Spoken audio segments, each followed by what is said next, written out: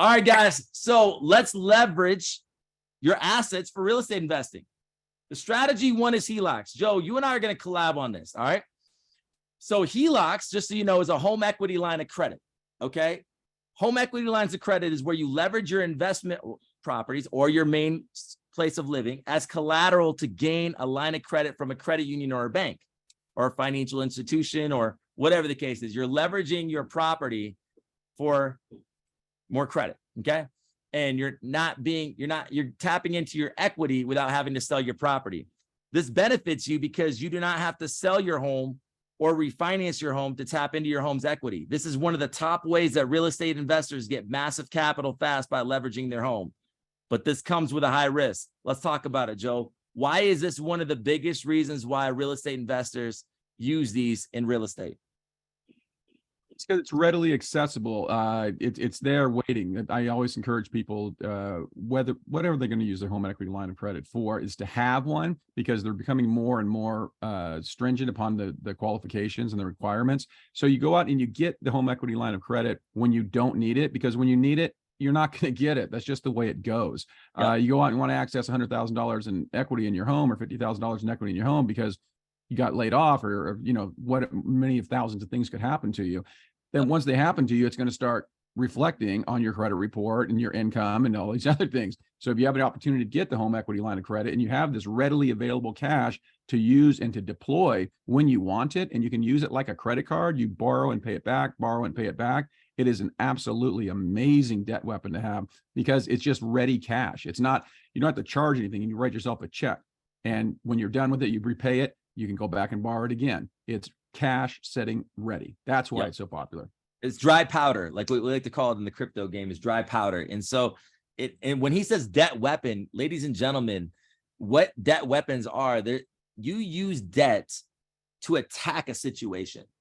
There's certain situations where you're going to use 0% business credit cards. There's certain situations where you're going to use a business line of credit. There's certain situations where you actually want to get an SBA loan. There's a lot of different ways to deploy these quote unquote debt weapons. The rich leverage debt to build wealth. The poor save. The poor don't invest. They save their money. They put, I got money in a retirement account, 401k, and I got about 6 years of living in my savings account. That is what poor people do. That is what dumb people do. That is what financially illiterate people do. Okay. Rich people invest their money. They own nothing and control everything through private foundations and trusts. They have holding companies. They protect their assets. They have foreign investments. And that's what we teach in our program. Okay. So like we teach you the ways that the rich people do it. And we have the rich come in, millionaires come in and teach in our program. All right. This comes with a risk though, because if you don't do the right investment, Joe, then their home is on the line. Is that correct? That is correct. You need to be very, very careful when what you use a home equity line of credit for. It's not to buy shoes. It's not to buy vacations. It's not to or Ferraris, ladies and gentlemen, or Ferraris or anything else. It's to be used to build wealth. If it's not doing that, leave it the hell alone. Yes. You should only be using a HELOC really for another property, in my opinion, but that's my opinion. You do what you want to do. But what we're talking about today is the secured products. You're using collateral, meaning if you make a dumb decision, you're going to lose your collateral. Okay. Unsecured lending has got a little bit less risk to you because you can protect your assets through litigation in a situation. But when it comes down to collateral, you will get larger lines of credit, but your stuff will be on the line. So you're really going to have to believe in what you're offering here. I've got 3 credit unions that I want you to screenshot, every single one of you. If you're wanting to do real estate, I want you to use these. I have not talked about these on my YouTube channel. Okay, maybe one I've talked about, but I kind of briefly went over. The first one is Bethpage, Federal Credit Union. Okay. Now, Joe, tell them what loan to value means for the beginners in the room that don't understand what that means. When it says maximum loan to value, if you have a $200,000 home and it's completely paid off, what is 85% of that? What type of credit would Bethpage give you? $170,000. Loan to value is the loan amount compared to the value of the home. It's pretty straightforward. What you're going to run into a lot of times, and most of the times, to be honest, Dan, is you're going to run into what this really should say is CLTV, because LTV is really loan to value when you're talking about individual loans on first deeds of trust. But it's CLTV, which is combined loan to value, because a HELOC is going to be in second position if you have a mortgage on your home, which most people already have. You have a mortgage, whatever's hanging out there. Say it's you have $100,000. Then you have a $200,000 home. They're going to loan you up to 85% of that. So you already have $100,000.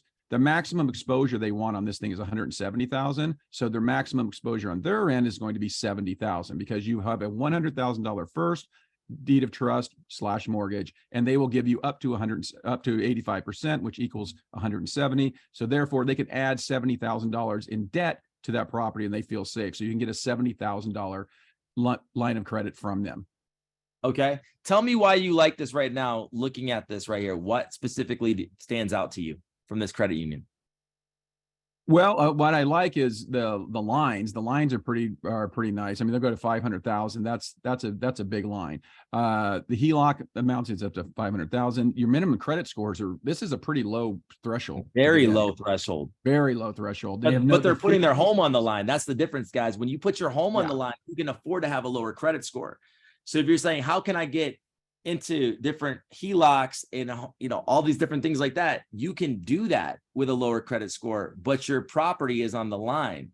Okay. You won't just lose your score, you'll lose your shit. Okay. So tell them what else stands out to you about this. I like the repayment period and the draw period. These aren't unheard of, but definitely you want to be able to draw for up to 10 years. Some of these cut off after 5 years, and they'll automatically convert into a repayment period of 20 years or 15 years or whatever it is. And you need to go back and reapply. Basically, after a certain period of time, whatever the draw period is on a HELOC is going to be how long you can use the HELOC before they convert it into a permanent loan. And so you have to come back in and requalify to keep your HELOC going. I like the draw period. The draw period is nice because the draw period will be around longer than some of you will be alive. I hate to say it. Some people are getting ready to go, so we have all different ages here. So in this situation, you can draw up to a decade, okay, until 2033. Wow, man, I'm gonna be old, man. I'll be pushing. Did you just look at the calendar to determine how long 10 years was going to be? Man, dude, that scares me. I'm almost 40. I'll be almost 50, man. Jesus, I'll be pushing flowers like you. Okay, and then repayment 20 years. Okay, so like that's a long time. I also like the no origination fees and the no closing costs. How expensive can that get on a HELOC, Joe, for people that are not aware? This is a big deal. When you come into the HELOCs, you basically want to. The reason why you're doing a HELOC instead of refinancing, there's two reasons. One is that you have this awesome weapon that you can reuse and reuse, which you don't have when you just take a lump of cash. You just get that one time. But really what we want to do is avoid that $5,000 in refinance costs. I mean, there's no reason to do that if you're going to get a HELOC, and some of these lenders will still make you absorb this huge amount of cost to do these things. And you shouldn't have to do that. I love the no origination fee or closing costs. This is something that the lender is going to do for you because they know that you're going to be paying them over years. This is a lead in, and it's worth their time to do it, but they don't all do it. Yeah. Is this kind of rare from what you're seeing? No origination fees, no closing costs, 85% max LTV, 10-year repayment period, and a 670 credit score. Would you say that's a pretty solid?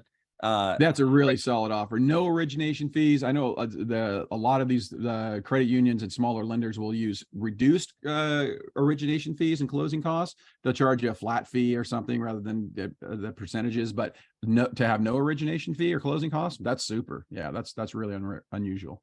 And a lot of people have actually ranked Bethpage #1 for this. Okay, so that's one for you guys. Here's #2. Alliant, you have heard of because of their credit card is really good.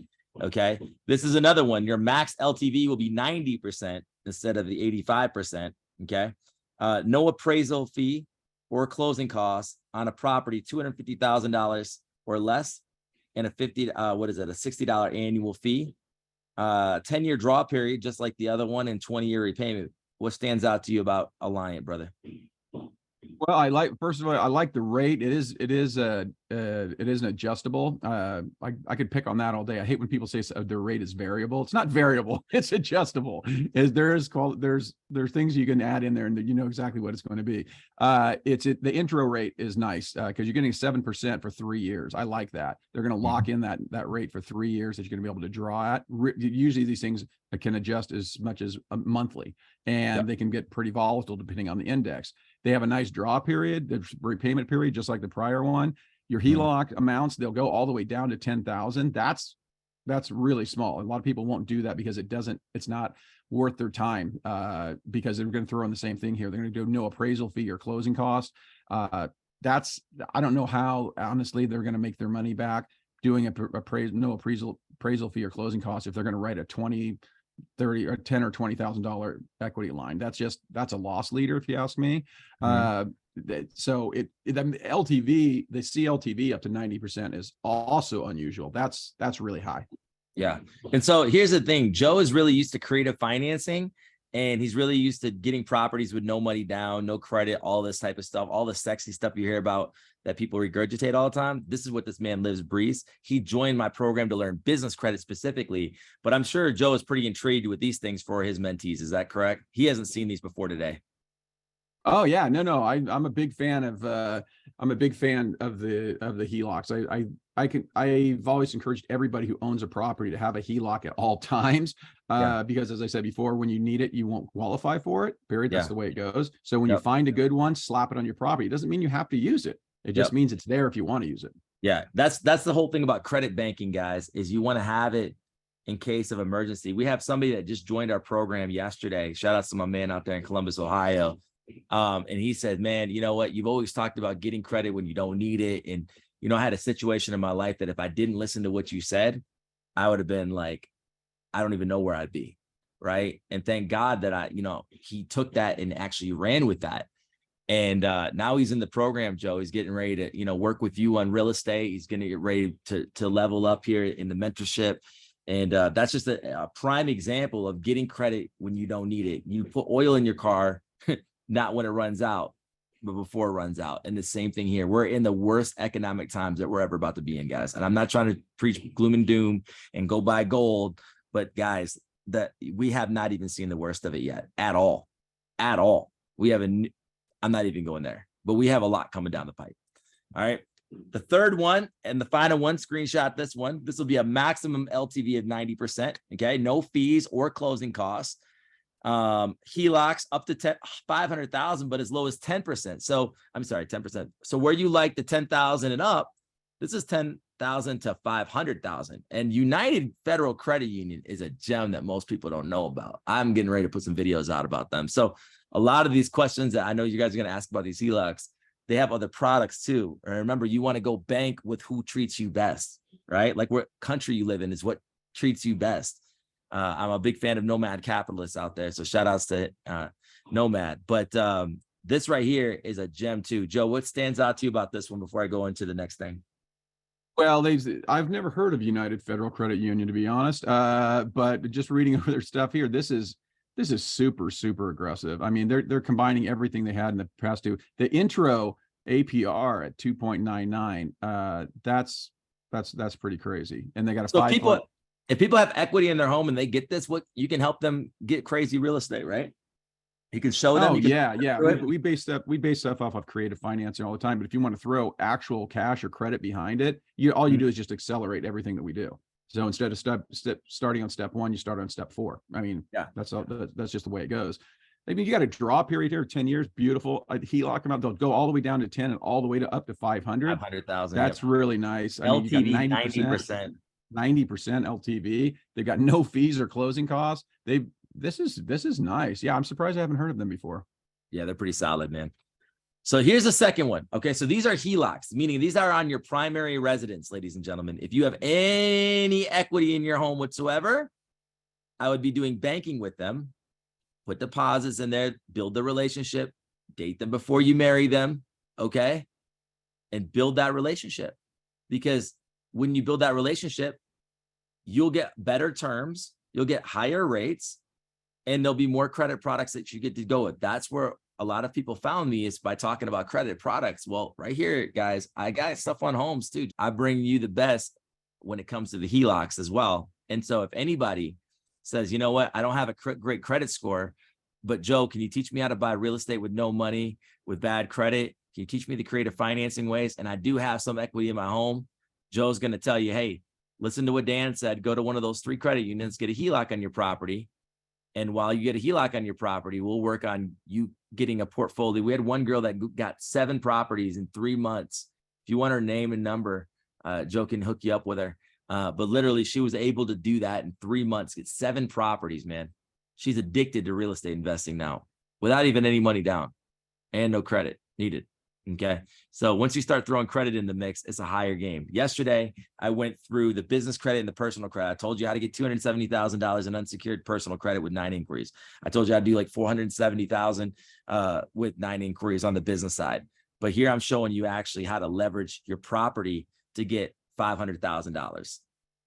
Okay. If you have a home paid off home, you get it appraised, you can really go crazy with it. Right. So that's going to be pretty sweet. Now, there's another gem that's a big gem. It's a non-owner occupied HELOC. Okay. Non-owner occupied HELOCs is where you leverage your investment properties as collateral to gain a line of credit from a bank or a credit union, the same thing. So if you have a rental property, that is a non-owner occupied property. Okay. These are so rare to find in this economy right now because there's so much risk involved to the banks. Okay. PenFed used to have one. They discontinued it now. When I made a video about it, it's gone now. They don't have that anymore. They also discontinued their line of credit. Lines of credit are going away. Do you understand? They're going away. So that is why a lot of funding companies won't tell you the best things because they want to use those secret gems for their own clients, which is understandable. My thing is I don't do funding. I'm here to expose everything. So here's one bank, everybody screenshot it. One bank that offers non-owner occupied HELOCs. You ready? You never heard of it before. Your Uncle Credit Union. And that's not a joke. Google Uncle Credit Union. Okay. Uncle Credit Union. Yep. Imagine what can happen when you know where to get the credit, ladies and gentlemen. That's what we do in my mentorship. Then imagine what can happen when you know how to literally leverage this with Joe. Okay. We're showing you how. We're not giving you the what, the why, and the where. We're giving you the how. Don't come at me, miss me with all your quick talk. We're giving you value here. You did not know this before you came in the room here today. You did not know these until you came in the room here today. That's what we're doing on this call. Okay. So Joe, talk about the value and how you would leverage this right here. Oh goodness. I mean, credit lines from 10,000 to 400 grand. Credit lines I mean, 10,000 to 400 grand. You want to walk in and leverage. I mean, just a perfect example. I mean, okay, I'll just throw out the top of my head. We'll walk in and say you want to use this thing to, let's just use something in the middle. Let's say you've got $100,000. We'll use one of the things we talked about yesterday. If you weren't in the room, you have $100,000 to invest for somebody. We have a way to show you right now because of this economy and the way it's working. These no equity homes. People think there's no value in no equity homes. We'll absolutely show you how to take it. Just say you had the $100,000 in equity to take that $100,000 to acquire a $6 million real estate portfolio, which then turns into a $1 million line of credit because of the recurring revenue off of that $6 million revenue, regardless of what it's doing, just because we talk about this at length because of the appreciation, depreciation schedules that anybody can see, and that will count for your credit lines. We can get up to a $1 million credit line off of that. You in turn around and pay off the $100,000, or you could sell it. To be honest with you, you could just sell the damn thing for at least, this is a very conservative 2x number that we're using. You could turn around and sell that portfolio for $1 million. For $1 million. I mean, this isn't fluff, people. This is real numbers. I don't do fluff crap. You could sell it for $1 million, pay the $100,000 back that you just borrowed from your credit line, put the $900,000 in your pocket. You're gonna have to pay taxes on it, but I mean, you want an example? There's an example. What do you think? Is that worth doing? I think it is. If you want more of these non-owner occupied, they're in our program. Security line of credit. All right. Right here. What is a securities line of credit?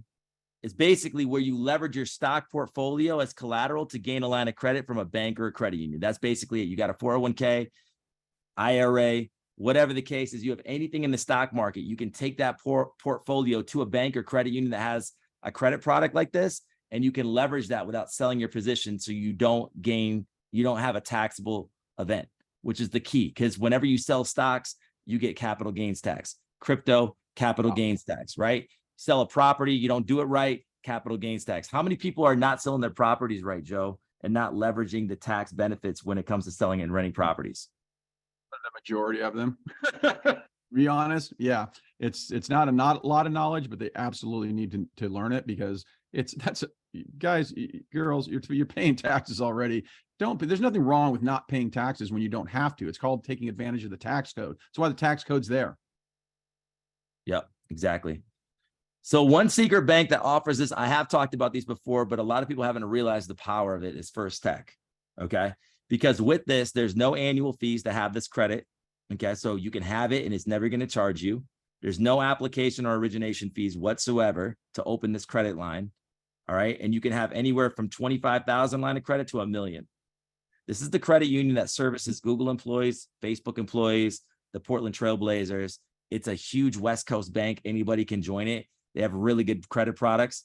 I believe they have a credit card up to $100,000 as well, if I'm not mistaken. I'd have to double check that, but I believe that is correct. High personal lines of credit.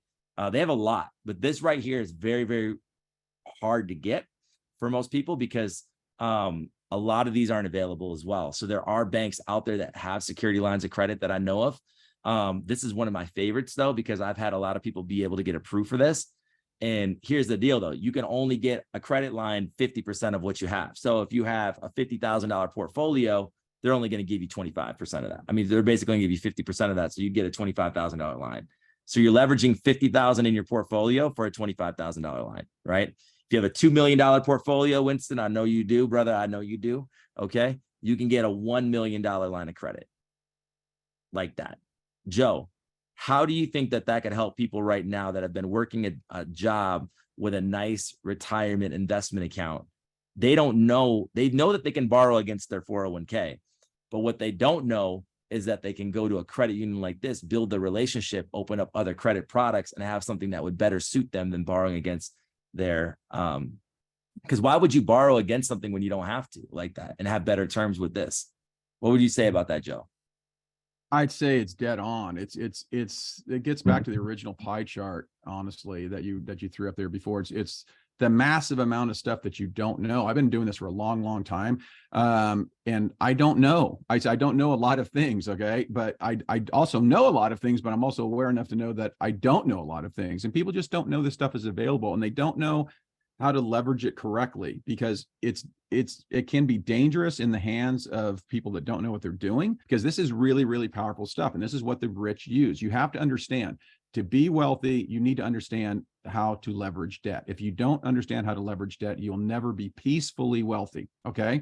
Because you're going to have issues leveraging debt to make money off of that debt. And I'm not talking about, well, I can borrow at 5% and I'll get 10%. So therefore I'll make 5% in the middle. No, that's not what I'm talking about. I'm talking about leveraging debt to make multiplied amounts of returns on someone else's money, debt money. So if you have $100,000, say you have a $100,000 stock portfolio, the question for me would be, why aren't, it doesn't benefit me, by the way, it doesn't benefit me one bit. I would be asking you, why don't you have a $50,000 line against that, so where you can access it and take advantage of your money that's already sitting there? That money, by the way, you're borrowing this money. That doesn't mean your stock stopped making money. You're still making money on that stock portfolio.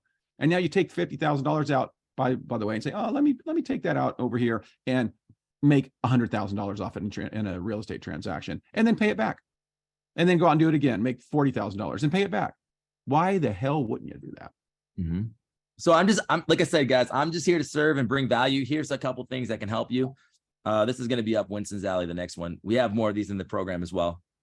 Cash value line of credit. Who's heard of this before? If you just put yes or no in the chat, I'm going to read the chat right now. Who's heard of this before? Yes. No. Yes. Yes. No. Okay. A cash value line of credit is something very rare. Okay. We're going to talk about it. A cash value line of credit is where you leverage your cash value from your whole life insurance policy. Okay. Oh, as these are nice. To gain a line of credit from a bank. This benefits you because you do not have to borrow against your insurance policy, avoiding interest and disrupting your dividends distribution. Okay. So I am a big cash flow guy. I'm a big credit to cash guy. I'm a big velocity banking, infinite banking kind of guy. I believe in this. This is what I believe in, leverage. Okay. I literally, when I first got on my credit journey, before I even started my channel, I was watching Credit Plug, and I was also watching another guy named Oregon Cash Flow Pro. Okay. I don't even know if he's still doing YouTube or not, because he's gotten really big in insurance, but he was teaching about, I didn't even know what a line of credit was. I thought it was just a credit card when I, back in 2020. Okay. I thought a credit card was a line of credit, and it's not. It's completely different, right? They're two different credit products. A credit card is an actual something you swipe, right? A line of credit is another nest egg of account that you can move that money wherever you want, liquidate it. Basically, it's liquid capital. And it's amazing. They have different, it's completely different, but I'm going to go on to say this. He was talking about infinite banking, and I was like, what is this? What is velocity banking? What is this? And he broke that down to me, and I was like, wow, this is absolutely game changing. I didn't know that JCPenney started from life insurance. I didn't know Disney started from life insurance. I didn't know a lot of your major companies have started, corporations have started from life insurance, right? And the tax laws are all written for also the insurance companies, right? And so life insurance, I don't sell life insurance, so I'm not here to give you financial advice. This is all entertainment anyway. But life insurance has been a game changer for me because it's been set up properly. Most life insurance policies that are set up incorrectly. They're meant to give a commission to the insurance agent and not actually a policy that can help you use it for cash flow and help you use it for investments. Okay. What I did is I opened up a policy and I front loaded the policy, and I paid $70,000 in the policy for the first 6 years. You'd be like, Dan, I don't have that. Yeah, you do. You have a line of credit. You liquidate a card, put it in there, liquidate a card, pull it in there. And now you can be able to build your life insurance using the bank. And then you can borrow against your own life insurance to pay back the bank, and you still get interest. Or you can go to what I'm about to show you, and you can just get a line of credit off of it and not touch your policy. All right. It's absolutely crazy. Velocity banking mixed with infinite banking equals massive opportunity. Like, well, these are some, you'll have to just get into mentorship. I'm not going to be doing a training on velocity and infinite banking right now, even though Winston wants me to right now. We'll do that in the mentorship. Winston gets like, Winston is like the coolest Hawaiian guy that will only date chicks that know about cash flow. If they can't understand cash flow, then he just dumps them. All right. Matt, he's a cool guy. You guys got to get to know Winston. One secret bank that offers cash value line of credit is Coastal States Bank out in the Carolinas. Okay. Now this is big. Okay. And for people that really understand what I'm talking about here, they're going to value this. The minimum line of credit is $100,000. Okay. So my cash value line of credit is crazy big. Okay. And basically, if you need a line bigger than 2.5 million, we're talking big boy money here, but we're also talking moving money from the banks, funding the policies. So once you fund your policy, you can just go right here to CSB and get the line of credit. That's such a gem, you guys. Does anybody get this right now? Let me just look at the chat. Like, I don't know if this is like making sense. Okay. I don't know if they're following, because Somebody said, holy shit. So somebody's, I'm not here for the rookies. I'm here for the advanced people, I guess. So the minimum is 100K. You got to have 100,000 in your cash value. Okay. I will teach you, we're going to be doing trainings this year about how to leverage whole life insurance policy to fund everything that you do, how to fund the whole life insurance policy in creative ways, and how to leverage the whole life insurance policy. Because here's the deal too. If you catch cancer and you get terminal illness, you get paid out on a death benefit right away before you die. And I actually have my insurance agent in my program with my exact policy in the program. So you don't have to get it set up any other way. You can just like, I just want what Rad has. Okay. And so like the amount of value in my program is astronomical. I can't even explain it to you. Plus we have other value. There's another one. Okay. So let me say this back over here. Let's say you get approved, Winston, for 300,000. Let's say you have a $300,000 and they match 100% of it, right? Line of credit up to 100% of the cash value. This is not LTV. So if you have 500,000 cash value, they're gonna give you a $500,000 line. I'm not joking. It's absolutely crazy. All right. If you came here just for this, you're blessed. All right. I got a lot more. Believe me. Okay. It's what you don't know. Again, I think $5,000 is worth what you don't know. Wouldn't you agree? Tax write-off, you need one anyway. Taxes are high. Right. So that right there is crazy because this will actually report to your personal credit. Okay.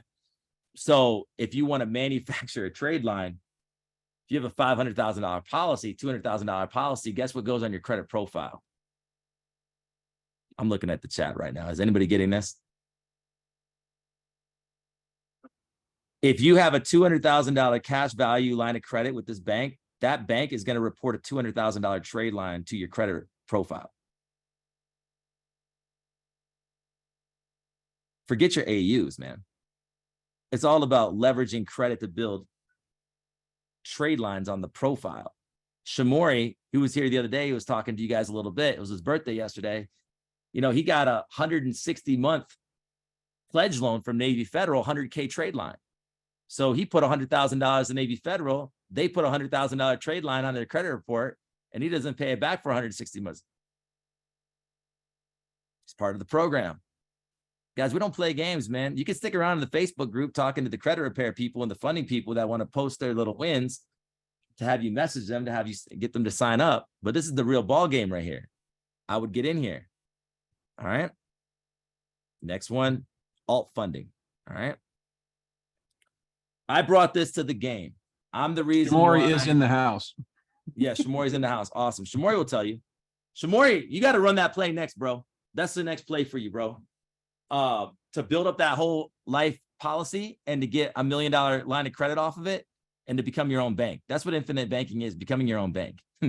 But that's a whole nother story. Shamori, we'll talk offline about that because I got game for you. I got some other things that you need to know about that I want to tell everybody else about. Bankers Healthcare Group. Okay. I discovered these people by accident. When I was learning my credit journey, I was always just trying to look out there and Google was promoting these guys. I'm like, well, I'm not in healthcare. Like, I'm not a doctor, dude. I'm not a nurse. Okay. So basically with this right here, you can get up to a $250,000 private loan.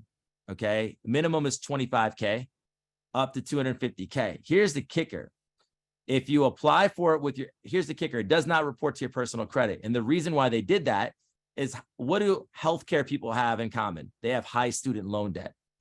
What does high student loan debt do? It kills your debt to income ratio.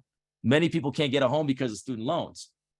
So this is created for real estate investing or for opening up a practice for people that have come from the healthcare background. That's actually who it's created for. They actually have better terms for healthcare providers, but it's not solely for that. You don't have to be in healthcare. You can come just off the street and get this. Okay. But it's designed for people that have a lot of debt to hide the debt. So it's a private lender. It's higher interest. It's private lending. Okay. You have to negotiate the best rate. If you don't negotiate, okay, you're not going to get the best rate. Everything's negotiable. Believe me, I put them through a couple different rounds of negotiation, but I ended up getting an $80,000 personal loan for them. And I used it when I was starting my business. And I gave them my W-2 income because I actually got the credit before I left my job. So if you have a W-2 and you're wanting to go full-time into this thing, leverage your W-2 income because banks love stability and W-2s are stability. Most people in entrepreneurship don't have their books together and aren't able to print off the W-2s correctly. And they don't know what they don't know again. So it's much easier to get the credit while you have the W-2 in the stable job than when you don't have it. In this situation, I use it as a sole proprietor. I applied as a sole proprietor. And because I did that, they couldn't put a UCC filing on my LLC. If you apply under your LLC, they're going to put a UCC filing on it, which is going to stop you from getting other funding for the business. Okay. So borrow as a sole proprietor and not as an LLC. This loan does not report to personal credit bureaus and it does not build business credit. It's private lending. There is private lenders out there. What happens with private lenders? You pay more for the money though. Okay. So you have to have a plan for it. All right. And you get approved in 48 hours and the money's in your account in 48 hours. So literally, this is a really good option for people given the situation. Private money is good money. Now, the other one is an alt doc lender. So if you don't have a job, you can get a mortgage. If you don't have a social security number, you can get a mortgage. If you have an absolute 550 credit score, you can get a mortgage through their second chance program. This is geo restricted. You have to check on the website where you're based at. They will also do bank statement funding. This is called alt doc lenders. Joe, can we talk about what you like about this? And then what you like about this? And then I'm going to let you go crazy with the multifamily. I just wanted them to have more credit available to them so that way they're exposed to things. Okay, I have equity in my home. Okay, I don't have a home, but I have a stock portfolio. Okay, great. I have a home. I don't already have a HELOC on it, but I have a rental property. I need to find a non-owner occupied property, right? Boom. So can you kind of talk about the power of an alt doc lender and a private lender? Yeah, we spent a lot of time yesterday talking about private lending and hard money lending, and but with the alt doc, we touched on it. And what it does is it allows you to come in and get the in between, what I call the in between rates and the in between cost between conforming conventional lending and hard money lending. These alt doc is exactly what they are. It's alternative documentation. They'll allow you to come in without a W-2, for example, and just bring your bank statements. And then you say, okay, what were your deposits for the trailing 12 months? All right, that's your income. They'll allow, not the best credit. You got some dings on your credit and you got some problems, you got some issues. You may have had a bankruptcy, you may have had a foreclosure, you may have had, they're willing to and able to do these things. Now, understand, you can't have all of them. You can have some of them and participate where you don't qualify for conforming conventional stuff. They'll allow it because they are not Freddie Mac and Fannie Mae lenders. In other words, they have private investor groups, funds that are buying these mortgages that are not backed by Fannie and Freddie, so they can change the rules. Now, you're going to get a little bit of a higher rate, but does it allow you to get into the property? Yes, absolutely. And it's less expensive. So in other words, it's that middle piece between conventional and hard money. And does it help? Absolutely. A great deal. If you have the ability to go in and get the deal done, that's what it's all about. That's what it's all about, is getting the deal done. People get hung up a lot of times saying, well, I don't want to pay 8.5%. I should be able to pay 7%. Well, guess what? You can't. You screwed up. You didn't pay your Macy's card on time and for 6 consecutive months because your sister-in-law was supposed to pay it for you and blah, blah. What doesn't matter. They don't care. Does it allow you to get into the deal despite what's happened to you in the past? Yes, then you do it. And it's awesome. It's an awesome thing. I love alt doc. It went away after 2008, 2009. Alt docs, also known as non-conforming, it's known as B paper, and all these things had really negative connotations to them after the bank failures in 2008, 2009. These are the same people that came up with the negative amortization loans, which we won't get into right now, but they were horrible. They were the fathers and mothers of the 228 loans, which were horrible. Those were 2 years fixed. And they were fixed for 2 years. And then it went to this incredibly high interest rate on an adjustable, but they told everybody, don't worry about it, because within 2 years, we'll refinance you. That worked for a while until you couldn't refinance anymore. Alt doc was all of this stuff, and it's not anymore. It's a different animal. And I really like that it's come back, and I like that it's available again. So yes, absolutely. I think people should use it.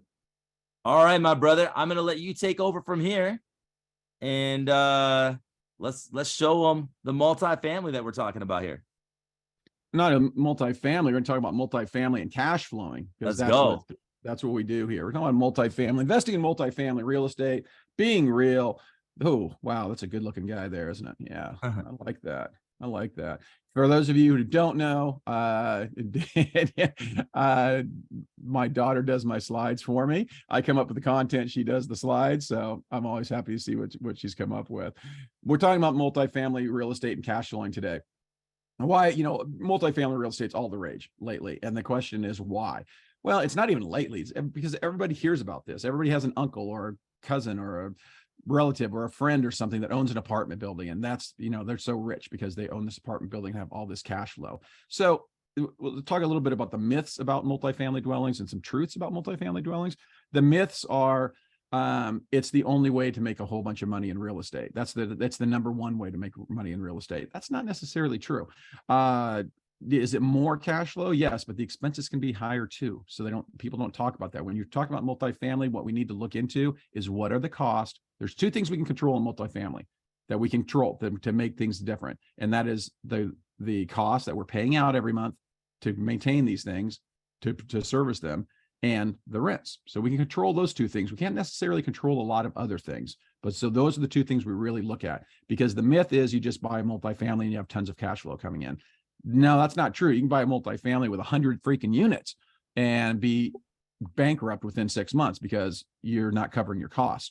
Yeah, it's a lot of money coming through, but if you have $100,000 a month coming through every month in rents, but you have $105,000 in costs, guess what? You're losing money. You're losing money. Truths about multifamily is that they can be absolutely fantastic. They can be, if they're structured correctly and you know what you're doing, they can be absolutely fantastic wealth builders, and you can do it quickly. And we're going to use the cash flow. We're going to show you about cash flow today. We're also going to show you about what I really drive people to is that's keeping these things in your portfolio so that you get these deductions via appreciation, depreciation schedules, because that's the truth of that's where Cardone, Kiyosaki, and all the guys that are been doing multi-million-dollar deals on multifamily, and that's where they're making money. And some of them will be honest with you and tell you that, some will not, that it's not necessarily about cash flow. You can't have a negative cash flow, and cash flow is nice, but really the money is made in the schedules. The bigger, we talked about this earlier, Dan talked about it earlier, the more debt you can create, the more money you make, just simply off of schedules. We'll get into that a little bit later on. Now, there's two types of multifamily dwellings when we're talking about this. There's 1 to 4 SFRs, which is single family residential, by the way.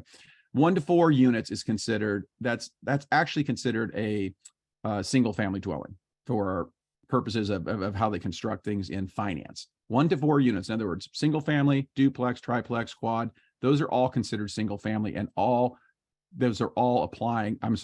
qualify for conventional conforming financing. Yeah, a lot of people don't know that. You can get a triplex, duplex. As a matter of fact, there's a lot of people like FHA and stuff that really encourage that. They want multi-units. There's multiple reasons why. I won't get into too much into that. The second type is what we call apartments, and this is commercial residential. Commercial residential is a misnomer, and I don't want to get into it too much. That's not what it is, but it's what people call it. They call it commercial residential.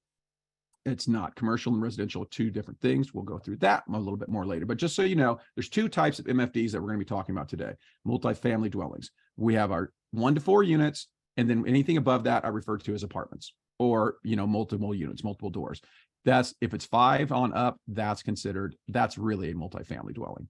So we'll talk about both. Apartment buildings, hot topic. Everyone likes them. Why? For the same reasons we talked about earlier. Multifamily dwellings, the same exact reasons. And the funny thing is, very few real estate investors actually do these. So that's something to think about. Why do very few real estate investors actually do these? Because it is a niche. If you want to call it a niche, you want to call it niche, I don't know what you want to call it, but it is what it is. You need to know what you're doing. Is Cardone and Kiyosaki right? Yeah, but this is all they do. Is Cardone and Kiyosaki right? I'm sorry, is Cardone right when he says this is the only way to do real estate investing? No, it's the only way he does real estate investing, and he does very, very well at it. He has his own jet. How many out there? If you got your own jet, put it in the chat. I'd love to know about it.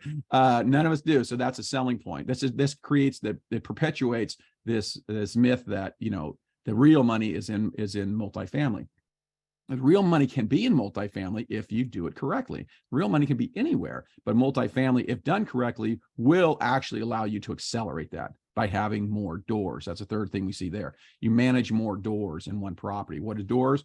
Sort of self-explanatory. It's more units. You have more units in one property. You can have, you're able to do this where you can't do that in a single family residence. You have what you have a vacancy factor of 0 or 100. If you have many doors, you can have, for 20 apartments, you may have 2 of them not filled. There you go. There's 5% vacancy factor. You can do that and mix and match a lot easier for financing purposes when you have multiple doors. You can actually pick out a occupancy factor that makes sense using your T12 documents. T12 documents, again, are your trailing 12 months. Oh, we just talked about this, but you can have partial occupancy versus full or 0. This is the, the lead. It's why people like them. It's like, okay, cool. You can have, we just talked about it. You have 5% vacancy because 2 units aren't filled. Obviously, start small. If you're going to do multifamily, ladies, gentlemen, please start small, 5 to 12 units. 12 units is the max you want to be dealing with. It's self-explanatory, but I'll just tell you right now, huge complexes are too much for beginner investors. Huge complexes are not too much for beginner investors if you join a syndicate, or you basically you group with other people and do them, people that know what they're doing, and you do it as a group thing. Yes, you can get away with it. It's a great way to learn, by the way, is to get in with somebody else and just, see how the whole thing works, and take, 25% of a deal that you get in with 4 other people. Big complexes, if you don't know what you're doing, you'll get buried in those things. You have to buy apartments. If you're going to buy apartment buildings, everybody, you got to do this in or near metropolitan areas. I don't care what everybody tells you. There's the greatest deal. I found a 20 unit out in Wichita or some place that's just not a large. I don't know how big Wichita is, so maybe I shouldn't use that as an example. A smaller place. There's a 20 unit apartment building in a 8,000 population town. That's not a good investment. I'm just telling you right now. Can it be? Sure. But as a general rule, no. You want to stay away from those things. You have to be able to be where there's a lot of people moving constantly. The bigger your building, the more you need. You don't have to be downtown San Francisco. You don't have to be downtown Dallas or Manhattan, but you need to be somewhere close. You need to be in this, in one of the supporting neighborhoods, as we call it. You need to be in or near metropolitan areas. And you absolutely need to know your demographics. These are important because they lead to the demographics lead to statistics. Okay. Statistics, when you're talking about numbers, folks, you better know what your damn statistics are, because this is where you're going to get buried. Okay. You're going to make a ton of money like Uncle Grant and Uncle Robert, or you're going to get buried really quickly by not knowing your statistics. You have to. And these include employment, growth, crime, income, median age. This stuff's all really important. And guess what? It's all available. It's not hard to find. It's really not. It's just right there. But you need to know what it is, because the majority of apartment buildings have a high turnover.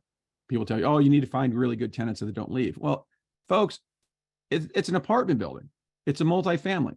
People leave. That's what happens. That's what they're for. So you can have the best one in the world. You're still going to have a high turnover. People say, oh, I got one. Nobody's moving 3 years. Okay. I'm talking about the rules, not the exceptions again. Strategy. Let's talk about strategies to find apartment buildings. We develop lists. Okay. We'll just jump right into it, because I don't want you guys sitting around all day. I want to give you the information. I want to give you everything you need, but I want to jump into it and let you know how to do this. Okay. There's 2 types of things we do here. One is drive for dollars. If you don't know what drive for dollars is, you get in your car and you drive around and you look for properties. Drive for dollars. You're looking for some type of distressed property, some place that looks like it needs a little bit of help, needs a little bit of work, maybe neglected somehow. And you can contact them. This is very limited because you only have so much time to do this. You can hire a bird dog. You can hire other people to do this for you. That's a different story. But this is limited as to what you can do. It's really great because it gives you a personal perspective and you kind of have a better feel for it. But it's limited. And then we go into option 2, which is we refer to as tired landlords. Tired landlords is actually categories in some of the softwares that you can use. This is an actual category. They go in and they can determine based on the area, because that area will have an average for a whole bunch of different things. How much you owe on the building, how long you've owned the building, tax rate, delinquencies, all these things. And they pile those all into this artificial intelligence. And they actually have categories that are called tired landlords. And based on that information, they can give you they give you a score and tell you these people are more likely to be in a selling mood. And it's amazing how accurate those things are. It's really scary almost. But these are blind lists. These are blind lists of people because you don't know. You haven't seen it. You've seen a picture of it, but you haven't really seen the building because you haven't driven it, right? But it helps you find what we call value-added properties. And value-added properties are just like the first one, where you can go in, you can do something. Remember we talked earlier, it's 2 things you can do: cut cost, raise rents. Those are things we can do to increase value in multifamily.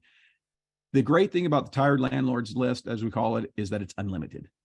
It's unlimited. In other words, you can get as many. If you want to look for tired landlords in, I don't know, pick a place, Miami, Florida, Pittsburgh, Pennsylvania, I would find a metropolitan area and look for it. There is a lot. There is a lot of them, a lot, far more than you would think.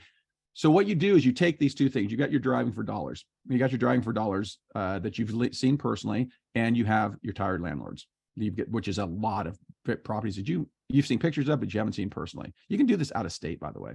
A lot of people do it out of state. Again, if you're doing this, you need to work with people in the area that have an interest in the property. In other words, they're motivated by the property making them money, not just by you buying it. In other words, real estate agents are not part of your team. Appraisers are not part of your team. Lenders are not part of your team. These are people who are making money when you purchase, not when the project is successful. You need a team in the area if you're going to be doing it out of an area. You can do virtual driving for dollars all day long. Absolutely. We have it available. I can give you several programs that are available. We did it yesterday. I'll do it again today. Now we morph these two lists, the driving for dollars, one that we've seen personally, the limited one, and the unlimited one. And we create a powerful calling and mailing list. This is all part of the marketing strategy that we do in real estate, folks. Analyzing property values and marketing, two most important things we do in real estate. Spend money, don't spend money, I don't care. You can do this yourself. You can send these mailings list out, and you just start creating, we start creating our pipeline. Because remember, I told you there's an unlimited number of these things. We're just going to put a stamp on it, and we're going to get into someone's database, and they're going to get into our database, more importantly. And sooner or later, that building is going to come available. It may not be today. It may be in a month. It may be in 6 months, but sooner or later, and you're dealing with hundreds of them. Okay. You can do this yourself, but I highly recommend using a VA. What is a VA? Virtual assistant. If you don't know how to hire a virtual assistant, you go to Upwork, Fiverr, any of these places, and there are thousands of them. You have to qualify them. You have to vet them to make sure that they're going to be able to do what you want them to do. But there are literally thousands of them that can do this, and they do it very inexpensively. And you let them make those contacts. Okay. That's what you do. You let them make the contacts, because this is not the highest and best use of your time, in my opinion. I personally don't do it. That's for sure. I don't send out mailing lists. I don't sit there and call people. Not the highest and best use of my time. Never has been, never will be. Okay. Get a VA to do it for you. When you use a contact number, when you're doing marketing to these people and you have a contact number, this number that these people reach you back on, when they call you in, this has to go to Call Porter is a program, by the way. I'm not affiliated with them. I don't have any, I'm affiliated with them because I use them, but I don't have an affiliate with them as to I'm promoting them or not promoting them. I don't care. Call Porter is one of, I don't know, dozens of these things that will actually basically pick up your calls live. Or your virtual assistant. Someone has to answer that call live. The return rate that you get on your marketing from a live answer to someone leaving a message is unbelievable. Unbelievable. Dan's a marketing guy. I'm sure he can tell you this is absolutely true. It's 6 to 7 times. It's 6 to 7 X's as what you will get from a lead when you have somebody answering a call live. Somebody's there to actually pick up the phone when this prospect calls back and says, hey, I'm interested in your product. You say, oh yeah, really? And they get some information from them, rather than, hey, this is Joe. I saw your flyer on my car, or whatever the hell it was. And you know, I'm interested. No, they're looking for a response. They're looking for someone to empathize with them. Any response that you get. And this is all about building pipeline. Okay. We're talking about multifamily. You want to talk about multifamily? You got to market, folks. You got to create a pipeline. You got to create cash flow. It's continual cash flow.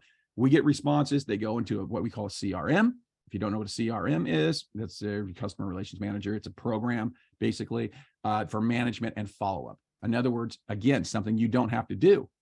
You have to set the parameters for it, but then you can let your CRM follow up based on the people's answers, what they say when they call, how often do you get the contact, how often do they get a text message, how often do they get an email, how often do you follow up with them personally. All of this is done through your CRM. So you can manage literally hundreds of properties, of prospect properties at a time without spending your time. That's crucial. Got to take advantage of technology. I know I'm going down a little bit of a rabbit hole. No, it's not a bad rabbit, because any business, guys, you don't rise and fall to the levels of your goals. You rise and fall to the levels of your systems. Yeah. Okay. Absolutely. Credit repair has a system. Funding has a system. Real estate has a system, right? You need a system. What's your system? Well, I got a website. Okay. And they go to your website. How do you know who went to your website? You don't. When somebody goes to your website, how do you follow up with them? You don't, not unless you have a system. So you spend all that money on advertising with Facebook and YouTube because somebody guru told you to do that, and then they tell you, yeah, send them to your Facebook page or send them to your website or send them to your YouTube channel. And you're paying all this money in the world out there for these complete strangers that know nothing about you. And you're wanting them to trust you, and yet they know nothing about you. You have had no relationship with them. It's completely cold. They go to your web page. They look at what you do. You better hope that your web page is optimized. You better hope that your copy's written good. You know, there's 6-figure copywriters out there because you sell online different. You sell over the phone different. You sell in person different. You sell on a webinar different. Every way is different to sell. But if you don't know these things, again, it goes back to the pie chart. You don't know what you don't know. And so you need a system. And if you're in real estate investing, it's a numbers game. Speed and velocity are going to be your best friends to acquire as many properties as possible. People aren't going to be happy about giving over their properties. It's just not going to be happy. It's not going to be a great conversation, but you need to be moving through the leads. There's a thing in sales called fortunes in your follow-up. It's a real thing, filling your pipeline. Some people are ready to go now. Some people are ready to go later. No doesn't mean never. It means not now. Some of you guys yesterday, 4 people took action. Today is the last day to take action. Okay. My mentorship's closed, by the way. So today's the last day to take action. But the thing is, those 4 people, they were watching me on YouTube for the last year. They were getting results for the last year. They bought because of the brand equity and the results that they've already experienced. Well, if I already got all this funding, shoot, I know this works. What's the paid stuff like? Right? So that's what you guys got to know. But most of you don't have that brand equity. Most of you don't. They don't know you. So you need a system. When they go to your website, what happens? We teach you that in the program. Okay, once they go to that website and you capture their information, how do you reach out? We show you that in the system. How many times should you reach out? What's your retargeting campaign? Okay, great. You collect all these information. A lot of you want to do a Black Friday deal this year. Did you know I'm already planning for Black Friday next month? Doing $1 million day in one day.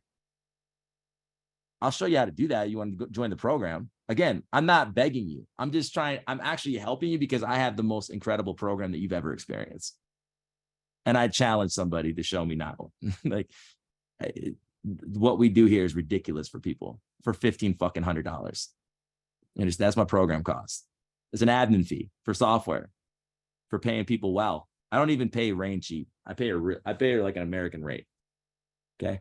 So I just want you guys to understand, you all need a system. And what he's saying here is to speed you along so you're not getting caught up in things that don't matter. Hire for your weaknesses, put systems in place, automate the process, and then bring the automation to a human touch point. Know when to pick up the phone, know how to get these calls coming in inbound, because a conversation of you calling me versus me calling you are 2 different conversations. Totally different. Let them come to you. Guys, my mentorship is not just about funding plays. You can get that from Credit Plug in my channel. My mentorship is about business development. If you want a real damn business with a real damn network, with funding is just one aspect of my mentorship. One aspect. You need to know how to market. Notice it's not called the Radical Finance channel. I haven't even put the marketing content on there yet. There's a reason for that. You don't know what that is. I do. But the thing is there's stages and levels to this thing. And if you're going to be out there wanting to be a business owner and you don't got your taxes right, and you don't have systems in place to get new clients in the door, and you have no revenue, you have no business. You're just a side hustler. You're just a wantrepreneur. Invest in yourself. Get into a community that will change your life. I challenge you. You deserve it. Keep going, bro. Yeah, I love it. What he's saying is that's all about building a business. You have to be doing this stuff. I'm an older guy. I don't really adapt well to everything in the world, but I know this is the way to go. This is the CRM. You got to have the CRMs. You got to have, what this allows you to do basically is allows you to create a pipeline of continued business so that you can accelerate what you want to do. So we don't want to sit around. When everybody has this idea that real estate's a long game. It doesn't have to be a long game, man. It's not a long game. Let's go out there and do it today and make the money, not tomorrow. Remember, we're only shooting for a $3 million portfolio. Average median cost of a home in the United States is $327,000, $337,000. We need 9. Well, I say 10, but we need 10 properties, okay, to get to our goal. And our goal creates a $250,000 a year cash flow. How long does it take to do that when you're using these systems? Man, it doesn't take long at all, but we want to accelerate it. We want to do it now. I don't want you dicking around this thing in a year from now and trying to figure out which real estate agents are telling you the truth. Screw that. Information's free. I'm telling you right now. Joe, the bottom line, these people are going to pay more asking for discounts, right? Because if they're always looking for a discount in life, full price is fair price, everybody. In business, when you're in business, do you want to give people a discount or do you want a fair price? And what is a fair price? That's relative to the creator and to the business owner. There is no discounts, guys. None. My mentorship is closed. If anybody wants to join my personal mentorship, they have to go through an application process and I'm going to vet you out. I ask specific questions. What mentorships are you involved in? Why should I accept you into my program? What do you want to join? Like, the time is over for anybody and everybody to join my program. No longer will that happen. There's an application process. There is a system. I don't need your money. It's really for you. And I only want people in my community, in my program, that are going to add value to other people. Okay. When you're in my mentorship, you will immediately have access to over 80 master classes in the program. You go to Classroom and it's broken down in every subject matter.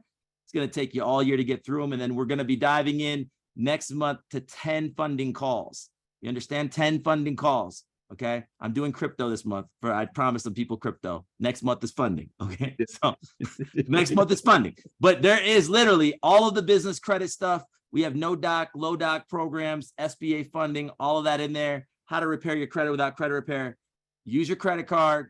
Buy now. We're talking about these return calls going to the call porter or VA, live answer always. Any response goes into their into a CRM. I don't care what your CRM is. I don't give a damn. It doesn't matter. But you have to have one because it's going to allow you. And we're not talking about a lot of money here. We're really not. I was shocked. How inexpensive these damn programs are. Now, the VAs have to be good. And they have to be well-versed in the subject matter. There's thousands of them available. You have to vet them. You put this right in your thing when you're on Fiverr, Upwork, or whatever program you're going to use. You can put the qualifications right in there, what you need. Okay. And the only people that meet those qualifications are going to be, allowed to interview with you. Cheaper is not better.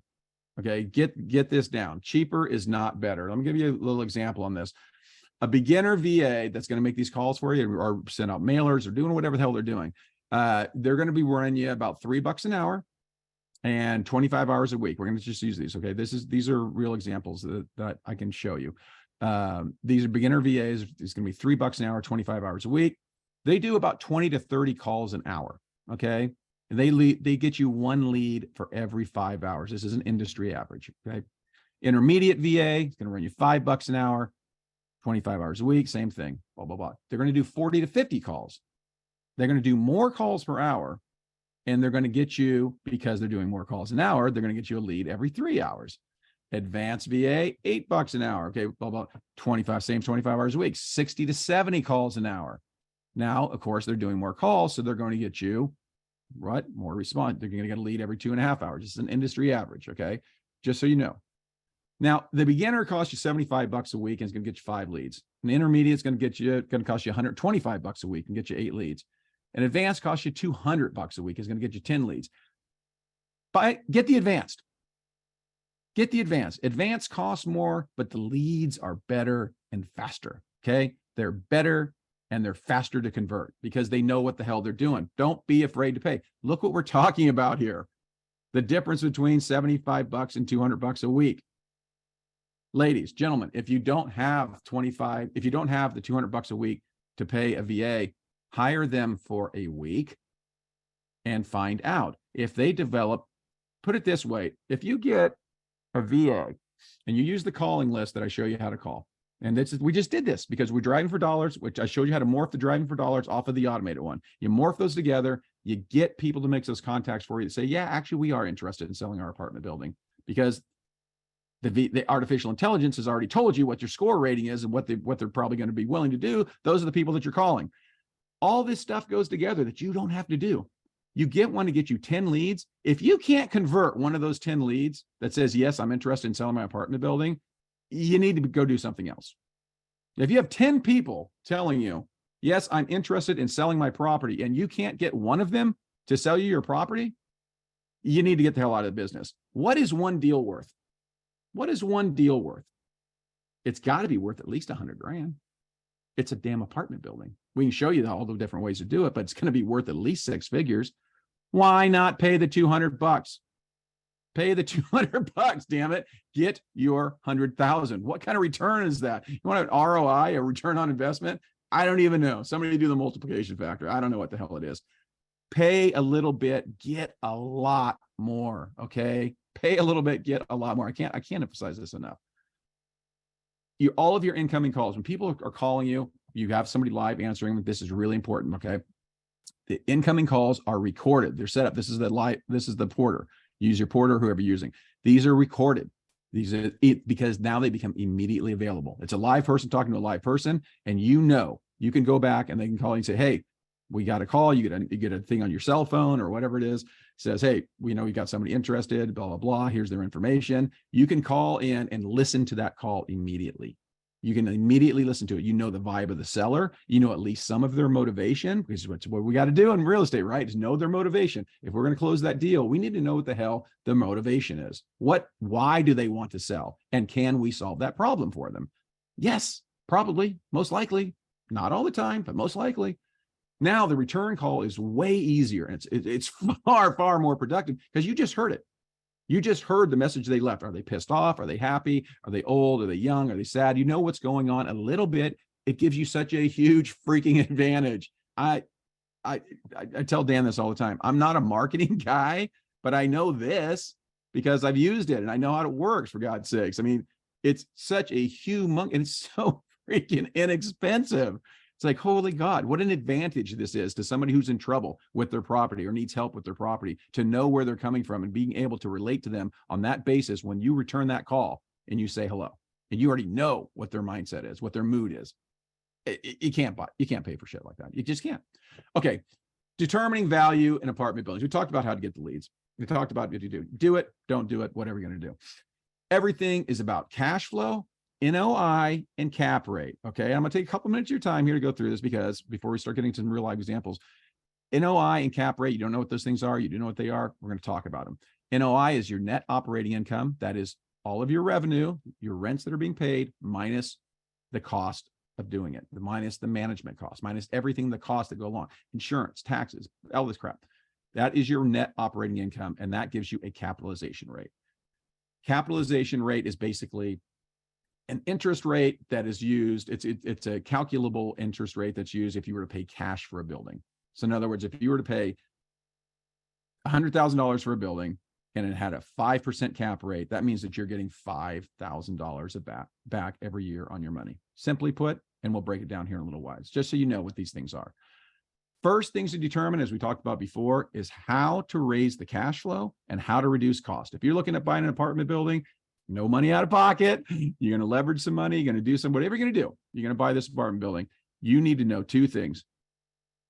Can you raise the cash flow, and can you reduce the cost? This is what we look for. And right there, it says it in purple. I was about to say in black and white, but I was just going to say it says it in purple. Is it possible? Because that's what we have to determine. Is it possible? Because if we're going to buy something at value, we have to know if we can increase that value. Okay. This is a great example right here. This is a property that I actually did. So this is a triplex in Petaluma, California. Okay. The rents on this bad boy, $6,750. I mean, if you guys live in the area, say, oh my God, that's ridiculous. Well, welcome to California. That's actually pretty cheap for California. We won't get into that right now. The management on this thing is running $300 a month. The garbage is running $275. These are all things you need to know, by the way. And we cover those extensively. We do. Absolutely. You get $360 in water and sewer. You've got the maintenance, blah, blah, blah, blah, blah, blah. You've got an NOI. Now you've deducted, you have your rents, you've deducted all your costs. You've got 5,303 times 12. That's 12 months. So you have a net operating income on this thing of $63,636. All right. Now we start talking about cap rates. What is that $63,636 worth? Okay. As a value to the project. And they're talking about $500,000 that they needed. They needed some work and stuff like that. But just for the purposes of explaining what a cap rate is, the cap rate, if you were to use a cap rate of 12.72, which is really high, that value is $500,000. a cap rate. So you lower this cap rate. This is the rate of return. If you were to pay cash for this property if you were to pay $600,000 for this property, your cap rate would be 10.6. If you paid $700,000, it would be 9.07. See where it's going? The price goes up, the cap rate goes down. So we need to know, where can we move? By the way, a nice comfortable cap rate out here is in the sevens. You want to be between 5 and 8, but it's in the sevens. So we know, this is just a bland example, by the way. You don't need to remember all these numbers, but we showed that we found out what the rents were. We found out what the net operating income was, and we found out for a purchase price of $500,000, what is the real value here once we get up to $800,000? I mean, can we get this thing to $800,000 at a cap rate of 7.95? Yes. We put in $100,000 in repairs. Now we're in for 600, so forth and so on. Can we get the cap rate? Is it sellable? Can we create value? Absolutely, we can create value. We can create value because we now know the rents, we know the revenue, we know the cost. If you know the revenue and the cost and what the cap rate is for your area, also very, very, very available everywhere. It's free information. You can determine value. Your value goes up. Every time the cap rate goes down, value goes up. $600,000, $700,000, $800,000. This is how we analyze multifamily. Don't worry if you didn't catch a lot of that. We're going to go through it a lot more. So just hang on. I was just telling you basically this, how to determine what a cap rate was and how they're affected. There are A, B, and C property types when it comes to multifamily. There's apartment buildings, not 1 to 4 units. A, B, and C. A is your high end, B is your middle, C is your lower end. B is the most popular. B is going to constitute 75% of the properties that you see out there and 75% of the properties that you're going to look at. A properties are very hard to come by. They're rarely sold because they're very good. Now, the cap rates are going to be lower. The rate of return is going to be lower, but they're very good. C properties, you don't really want to mess with too much. These are the ones, unless you really know what you're doing and you specialize in that, these are the ones that are going to be in demilitarized zones and places that just aren't great and have all kinds of problems. You want the B properties. You want these B properties. A high cap rate is seen as high risk. So yes, you can get a better return on your money having crappy properties, but you see the give and take there, right? The cash flow goes up, value goes up. That pushes the rate down, or at least stays equal. Follow me on this one. If your cash flow goes up, the value goes up. So these are the two things we want to control. Remember, cash flow and cost, because this pushes the rate down. Down goes the rate, up goes the value. Got it? Okay. Don't worry. We're going to go over this several times. The time is the constant to upgrade property levels, by the way. You can't change the value, the level of a property. It's A, B, or C. It's what it is. Only time's going to change that. You can go in and paint it. You can put in new carpets. You can do whatever the hell you want. You're not going to change the property level. Only time will do that. Only time will be able to do that. Cash flow and value can be done right now. Cash flow and value, but you can't change that property level. This is where you find the deals, okay? This is where you find the deals, cash flow and value. Can you increase the value? And this is the beauty of multifamily is, yeah, a lot of times you can. You can. People just don't know. You don't know what you don't know. This is a 10-door place, okay? This is something that we looked at. There's 10 doors. This is an apartment building. When I say doors, I'm talking about how many units are in the apartment building. Has a net operating income of $56,876. Whatever, just call it $556,000. So the value, we know the cap rate in this area is 7%. That's a real fair cap rate, by the way, because we looked it up. And don't have to do anything other than look it up. What are they getting in Atlanta, Georgia? What are they getting in Mississippi? What are they getting in Dallas, Texas? You just look it up. You find what the local cap rate is. It doesn't vary a lot across the nation, but it varies a little bit. 7% is very fair. So the value is $812,000. Well, how do we find out? Net operating income, that's the rents, minus the cost, divided by a cap rate, which the local cap rate 7%, equals value. Really easy.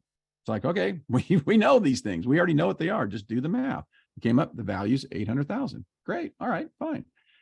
Now, we come in, we determine that we can reduce the cost by $5,000. That's only $400 a month. There are some discrepancies in the way things were being done, so forth and so on. We also determined that we can increase the rents by $100 a month because they were below the average, but there was people that owned it for a long time, and they just, they weren't long time tenants, and they wanted to be nice to their tenants, which I don't have anything against that. So they were behind on what the rent should have been, and they weren't in the mood to raise the rents because they were doing fine. They don't owe any money against the property. They're getting the money they get. This $1,000 extra a month is not going to make a big difference to them, right? Right. They're already making their $63,000 or whatever the hell it was, $73,000, $56,000 a year off the damn property, without having to worry about that kind of stuff. So what's the difference of $1,000 a month going to make versus the headache? They don't want to do it, but they're willing to sell it. We reduce the cost by $400 a month. That's not a lot. I mean, let's go back here and look at something right quick, and see if we had, okay, we didn't have it, but we find out that our net operating income is $56,000. So out of that $56,000, we know that we're talking about 10 units, and say an average of $1,000 a month or whatever it is. We've got $50,000 in costs. It's $5,000, $4,000 a month. We're simply reducing the cost by 10%. That's all we have to reduce those costs by is 10%, and to equal $400 a month. And this is where we get into, don't get bored. Don't run away on me, because this all has juicy stuff later. I know this is the stuff that's you said here. Hey, you want to know about multifamily? You want to know cash flow? You want to know why it's sexy? This part isn't sexy, but this is the part you need to understand. We increase the rents $100 a month and decrease the freaking cost for $400. Okay. That means we raise the rents $1,000 a month, and we're reducing the cost. I'm sorry, $1,000 a month. We're reducing the cost $400 a month. This takes our NOI up to $73,000. Now we know the cap rate is the cap rate because that's for the area. Now we have $73,000 in value. We bought this property, by the way. Purchased this property, 7% cap rate. We know 1.06 million. Call it 1.1 million. We can buy it for 800. Right there. We can buy it for 800. We can do these simple things. Just made $300,000. We've done our math. It looks right, so we make an offer. We come in and we make an offer. Full price offer, $800,000. We ask the seller to finance this property for us for 100%. We don't want to put any money down. We want 100% financing. We agree to pay 6% interest only. That's what the IO stands for. 6% interest only for 24 months. We want them to carry this for 24 months for us. They were going to get $4,000 a month. Okay, cool. They're happy. That's 48 grand. That's 48 grand a year. Remember, they were only making 53,000 a year before. Now they don't have any of the freaking headaches. They don't have any of the stuff. They're just getting money. So it's pretty close to what they were making before. We're solving problems. We're solving problems, right? It's got to make sense. It's got to make sense to everybody, or it's not a deal. We asked them to accept. We're going to give them full price. They were asking 800, by the way.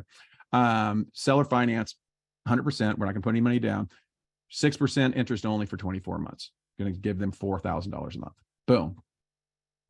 Makes sense to everybody. Okay. Our NOI, we've already discovered, 73,000. Payments to seller, we just agreed to pay them $48,000 a year. We're down to $25,000. That's our operating. We're not making a lot of money off this property, right? Right. Okay. 6 months later, we DSCR, which is debt service coverage ratio. This is the way, by the way, commercial and apartment buildings are done. We do it in debt service coverage ratio off to a new loan. We pay off the seller, and we get this new loan at 7% interest. Our new payments are going to run us $63,864. Our net operating income is the same as above, 73,000. We're down to 10 grand a month. 10 grand is our payoff on this thing. 10 grand. We're going to make 10 grand off of an apartment building. Now, you look at that and you say, well, is it worth, would you buy a property for $10,000 a year? Maybe not. It's like, okay, at the end of the day, you got to pay all these other people, do all this other stuff. But here you go. Your net operating income now is only $10,000 a year. Here's the kicker, folks. This is where you make money. Your appreciation depreciation schedules is $90,000 a year. $90,000 a year. You're turning 100 grand off this property and you don't owe anything. You borrowed it all. It's all covered. It was done in seller financing. The seller loved it. They were getting the money they were getting before, and they didn't have to worry about the property. The bank came in and refinanced it for you, 100%. Boom, you're out the door. You're making $100,000 a year. By the way, this is covered. You have somebody else managing this property for you. You're not spending any time on it. You're making $100,000 a year. You're telling me they're making $100,000 a year leveraging their business credit, their personal credit, their HELOCs, their non-owner occupied HELOCs, their cash value line of credit, the security line of credit, the creative financing that you said. You're telling me that they can make 6 figures a year by just leveraging other people's money that we showed them how to do in these last 3 days? It's powerful stuff. And this will run out. This, by the way, the window to do this is going to be, it basically, in my estimation, is going to be over the next 12 to 18 months. And after that, all bets are off. With the CBDC coming out, the Fed now creating their own digital currency, and all these other things we've talked about previously, this shit is all going away, folks. Like it or not, it's going away. You're going to need to build real assets right now so that you can be able to perform in the future when nobody has any freaking real assets, and you do. You don't only not care that you have no equity. You want them to have no equity. You don't give a damn. Look at this place. You're making $100,000 off it. You got no money in it. You got no money in it. It's leveraged. It's leveraged to the hilt. You're making $100,000 a year. Okay. Follow me or don't follow me. Ask questions if you got them. But all right. Why would the seller agree? All right. Most multifamily dwelling owners love the cash flow. We kind of already covered this, even though they don't want the hassles. And they get to a certain point in their life, they don't want the hassles anymore. And people, older people, especially the baby boomers that are getting out, they're cashing out because their 401ks have been hammered. They've lost a lot of equity. They're getting scared. They want this money. What they want is the ability to have the cash flow, because they've given them a bunch of money. They don't really want it. What they want is the money off the money, but they don't want the freaking headache anymore. They don't want to be. My advice to them is hire a freaking property manager, but they don't want to do that. People do things for their own reason. Again, don't try to create motivation, and don't try to change someone's motivation. It is what it is. Can you solve that for them? They don't need you to explain to them why they're wrong. They need you to solve the problem for them. That gives you the huge advantage. Huge advantage. Okay. Now, it also eases their transaction from owner to mortgage holder to a non-party. You see how this goes? These people have owned this for a long time. They necessarily don't want to get rid of their baby. They're more than likely going to be agreeable to this because it kind of leaves them in. They're no longer owning property, but they kind of think that they're owning a property because they're a mortgage holder. They're getting paid every month off of it. So they're still, until they become a non-party. And now they're a non-party and they can go do whatever they want. You agree to carry them for 2 years. It doesn't mean you have to. We paid them off 6 months later. There's a high probability these people continue to finance these properties if you make the payment. So you don't actually have to refinance out of them unless you agree to. You, like in this previous example, we agreed to pay them off within 2 years. So when the opportunity presents itself, you need to either renegotiate those terms and spread it out further with the seller, or you need to just go ahead and cash them out. Give yourself different exit strategies. That's my whole point. Biggest reason, though, is, and this is never fails, is you're giving them 100% of their asking price. You're giving them what they believe the value is. They're saying, this is my value. And even though they got problems and we got to go in and fix some things and we got to reduce these costs and we have to raise the rents and do all the things, they want what they want. If you can give somebody 100% of their asking price, that's a big freaking deal in real estate, folks. It's a big deal. You've just overcome a lot of hurdles. Hey, give me, I'll offer, I'm on a 5 or 10% discount and I want these other things and I want these other things. Bullshit. You want a discount? You get a discount. Pay me full price. Now you can ask me for other things to go along with it. Much, much more agreeable. Okay. Moving onward and upward. Manufactured dwellings, not manufactured, multifamily dwellings, duplex, triplex, fourplex. They're smaller numbers, but they are a great place to start. These are single family resident structures rather than commercial structures. These are, you know what a duplex is, you know what a triplex is, you know what a quad is. They look just like a house. They just got more doors and more driveways, right? Exactly. They're not commercial structures like these big apartment buildings you see, but the numbers can still be staggering. They can still, I'm going to show you. And even though if you guys were in here on day one, you may have seen this.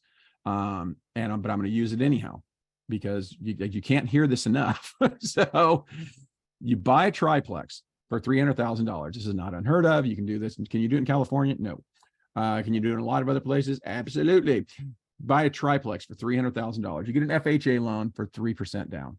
You don't have, that's 10 grand. If you don't have the 10,000, come ask me. Come ask Rad. We'll show you how to get the free. This is our house hacking. We're going to buy this triplex for $300,000. We're going to get the FHA loan for 3% down. Again, you don't have a 3%, come ask me about where to get it. I'll show you where to get the damn the 10 grand. Not a lot of money. It's going to have a $290,000 loan at 7% interest. It's $1,929. Now look at your mortgage insurance premium, your taxes, your insurance, your monthly payment. You're still buying this triplex, folks. You got the $10,000. We were breaking it down for you, $150. We got all of our costs. Our monthly payments running us $2,529. We're renting 2 of the units out at $1,400. I'm sure you can agree, $1,400 for a full-size unit is not a lot of money anywhere. If you're in the small places, maybe that is, but I'm telling you, that's actually a really low. That's well below the national average. So you're renting 2 of these things out at $1,400. You're taking in $2,800 a month. Okay, $2,800 a month. Our cost to pay for this damn thing is only $2,529. We get $271 a month left over before we pay for our 3rd unit. Okay, $271 a month is not a lot of money. It's worth taking, and I'd put it in my pocket. But now you take, this is the key. And you guys, some of you heard this before. If you do nothing else, if you don't join the program, don't join the program. I don't care. Do this thing. We don't need you, but we want you. But do this one thing, if nothing else. Buy the triplex for $300,000 with an FHA loan. If you don't qualify for an FHA loan, go find somebody that can help you do it. And you can use a credit partner to get it done. I can show you how to do that too. You take your side of the rent and you invest it. What do you invest it in? Look at this numbers. You got $1,400. That doesn't mean you get to not pay. Well, it does mean you get to not pay, but the smart thing to do is to pay yourself the rent, but you take it and you invest it. Okay. You invest the thing. You've got $1,400 that you need to pay for your side. Awesome. In 7 months, you take that $1,400, you've paid yourself back the $10,000.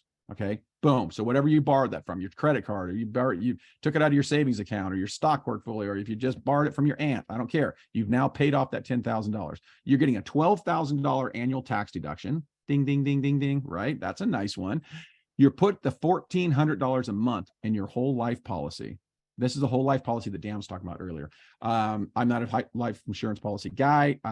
We can direct you to people that do this and do it well, and they front end load it for you so that it really has maximum value, so forth and so on.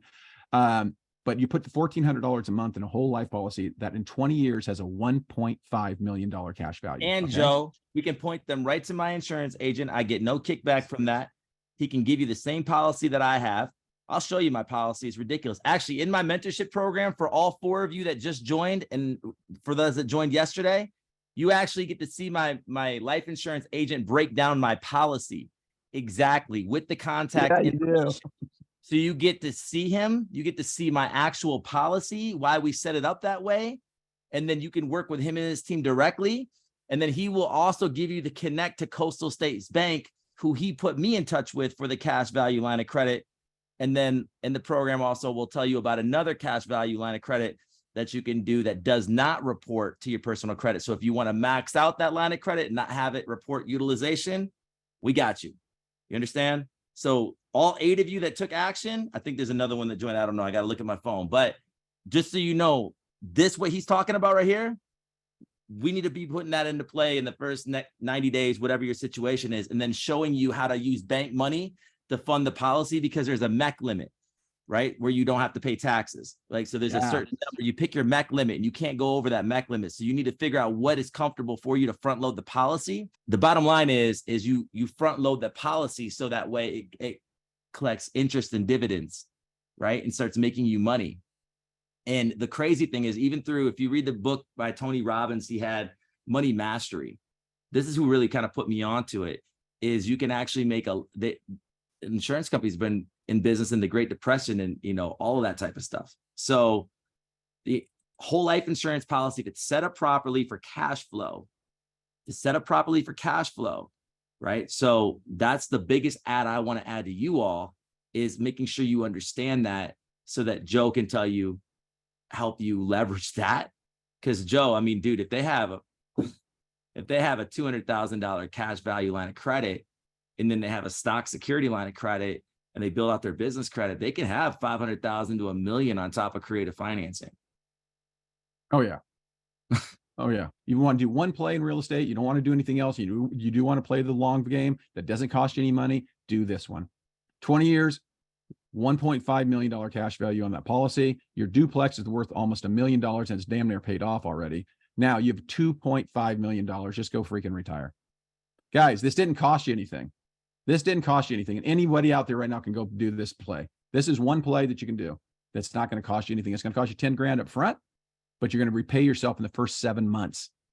You pay yourself back or pay whoever you borrowed the money from or your credit card or whoever, your Aunt Jenny, I don't care. You pay them off. You've got nothing into this thing and you guaranteed yourself a retirement. You don't want to do this for yourself. Do it for your kids. Do it for your grandkids. I mean, seriously, you just set them up to retire. You gave them $2.5 million in 20 years from now for nothing other than your effort. You don't have any money into this deal. You don't have any money into this deal. Yeah. That's, this is free. The information's free, people. Please take advantage of it. Please, please, please, please, please. You just don't know this stuff. All right, let's look at a value. Let's look at a deal out in Scottsdale, Arizona. Again, I think I showed you guys this one on day 1 or day 2, but I want, for anybody who wasn't here, I want to show them how this works. This is a 4-plex. Again, we're in the multifamily 1 to 4s. It's a list price of $1.15 million in Scottsdale, Arizona, with a net operating income. The T12, again, is the trailing 12 months of documentation, is showing $58,243. This is a B-level property. Remember, we talked about A, Bs, and Cs.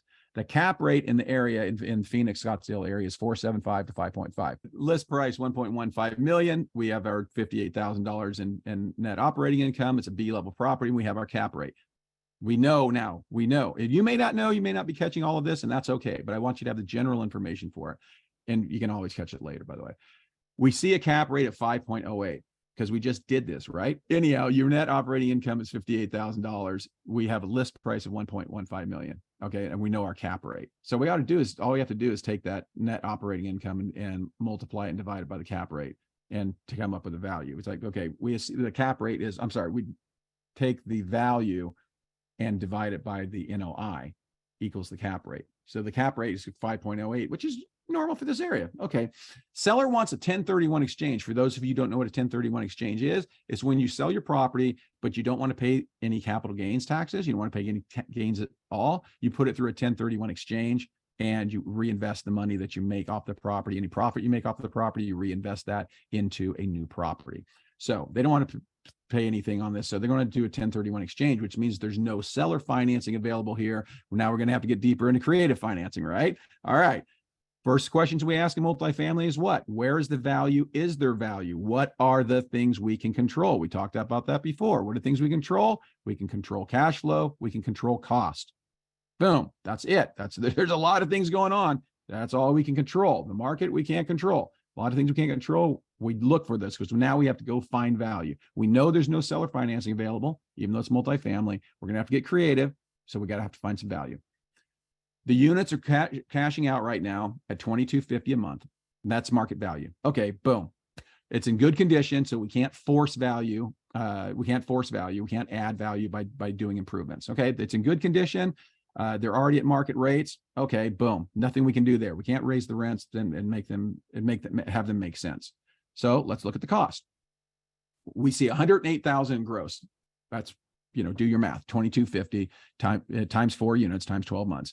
Our trailing 12 months of documents show us an NOI of 58,243. Remember, we saw that at the beginning. We see these T12 docs of 58,243. The experience will tell you this, and maybe you don't have the experience right now, but I can look at this right off the jump and say, whoa, these freaking costs are running way too high. What is going on? This, bam. We did a great thing on what the commercial building. You guys weren't here for that. Oh man, I wish I would have used that example. That was awesome. But we see something wrong. So, okay, break down the costs because what we can control, cost. These costs are running too damn high. Why is it running so high? Okay. Management is running us $2,250 a month. Does that number sound familiar? Does it? It should, because that's the cost of one of the units. Remember, the units are renting at $2,250. Okay, so I just asked the owner straight up. I said, okay, well, what's going on with it? Why do you have a management fee of $2,250? That doesn't make any sense. The guy tells me it's his wife's nephew, 48 years old.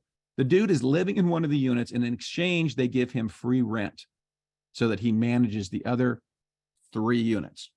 He's managing 3 units and he's getting free rent. This is why you have to find out what people's motivation is, because you'll find this stuff.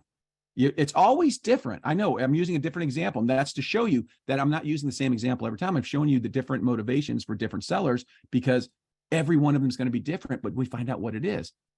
It's easier on this guy and his wife to sell the property than to kick the damn kid out. That's why they're doing a 1031 exchange. because they don't want the money. They want to just sell the property. They're going to go buy another property and not move him along with them. It's easier for them to do it this way than to kick the kid out. Kid, he's 48 years old. We can have a professional property manager come in here and do this for $720 a month. We know that. Boom. Let's look at the math right quick. We just save $1,530 a month. Not a ton of money, but you multiply it by 12. This is why I tell you it always comes down to cash. It comes down to ratios and percentages. Everything is driven off of ratios and percentages. Okay. Not a lot of money, $1,530, but you multiply by 12, it's 18,000. Current NOI is 58,000 on this property. We add 18,000 to 58 and we come up with 76,000. 76,000 on that same cap rate, which we know is there locally. We just took this value to 1.5 million, folks. Do the math. We took the value to 1.5 million from 1.15 just by figuring out their damn motivation. Okay. All of this was possible because we found the real motivation of the seller. Real estate agent never figured it out. By the way, they never do. Real estate agents don't care. They just want to get paid. But they would have figured it out earlier. They would have gotten paid earlier. They rarely do. They just want to check. They want to get paid. It's possible because we figured out what the hell the motivation is. Now, but let's not jump too forward, okay? Not too fast, everybody. Slow down. This deal isn't done yet. What haven't we figured out? What haven't we figured out? Remember? Okay, you may remember, you may not remember. This is a 1031 exchange. We need to come up with some money, right? Yeah, we still need $300,000 to close this deal. We can do 75% loan to value, sure, on a new loan, plus the closing cost, which is about 50 grand. So we're going to round that up to 1.2. Okay. So we need $300,000. No seller financing. They're doing the 1031 exchange. We got to get creative. What are we going to do? Well, I've been doing it long enough. I'll show you exactly what to do. I'll show you exactly what we did do, to be honest with you. We found an investor partner. We do this all the time. These are our investor partners. Everybody can do these. They're all over the place. If you were here yesterday, we showed you exactly how to find them. Anybody was here yesterday, tell them how easy it is to find investor partners. It's really, really easy. I'm not going to take the time to go through it right now, but it's really easy. Number one, call me. I'm an investor partner, by the way. The investor partner is going to bring in 300 grand to do this. It's going to cost us 33% of the profits. Now, do you see why an investor partner would do this? We just made $300,000. They're going to loan us the $300,000 for the down payment. They're going to take a third of it. They're going to make 100 grand on their 300 grand. Boom. Yeah, that's why they do it. We form a limited partnership, joint venture with a 1-year buyout. If we don't buy out that investor partner in 1 year, they get 50% of the profits. Do you see how this is a win-win-win for everybody? The seller is winning. They're getting what they want. The investor partner is definitely winning. They're getting everything that we want. We're winning because we're getting the property and the deal. It's win-win-win. The greatest thing about this one I love so much was the investor is going to accept profit value in another deal if we choose. In other words, we can do another deal somewhere else on a different property. And when we make $100,000 in profit off of it, we can give him that deal. We can just give him that deal and he'll take that instead of taking our money. See how we avoided a little bit of taxes on that one? Yeah, that's what's a nice deal because he doesn't care where he gets the $100,000 from. He'll take it in equity. He wants it in equity anyhow. All smart investors do. Nobody wants cash when you're accomplished. Nobody wants cash. They want equity. Absolutely. So is it worth doing? Let's take a look. It's 1.2 million cost. I know it's 1.15, but it's going to cost us $50,000 in closing. No improvements. We can't do anything for it. It's already in good condition. We took it up to a $1.5 million in value. Okay. That's 300 grand. We just made 300 grand off this thing if we get it done. We DSCR the loan. That's debt service coverage ratio. We debt service coverage ratio the loan to 1.2 million and we pay the investor off. This is after 6 months. We DSCR loan this thing, get a $1.2 million loan on it now. Boom. It's 80% of value. You're going to get this all day long. We pay off the investor. We've got the $100,000 to the investor. Okay. $200,000 is a nice chunk of change, but honestly, it's a bit more involved than I would prefer for $200,000. We have to bring in the investor partner and we have to do that. You guys are probably sitting there thinking, what are you, crazy? I don't make $200,000 a year. I do that all day long. Well, just please understand where I'm coming from. It's a bit more involved than I prefer, but for $200,000, I'm going to take that $200,000. Absolutely. I'm going to take that profit. Boom. But I'm getting $105,000 a year in my appreciation, depreciation schedules. Every year, I'm going to make 200 grand up front, but I'm going to get 105 every year in my schedules. Hell yes, I'm doing this. Hell yes, I'm doing this. Because that's a boom right off the jump. $200,000 is nice. That $105,000 a year for the next 27 years. Come on, let's admit it. A good run. If I make it 27 years, it's been a good run. Let me see, that would make me 82 years old. So yeah, I'll take it.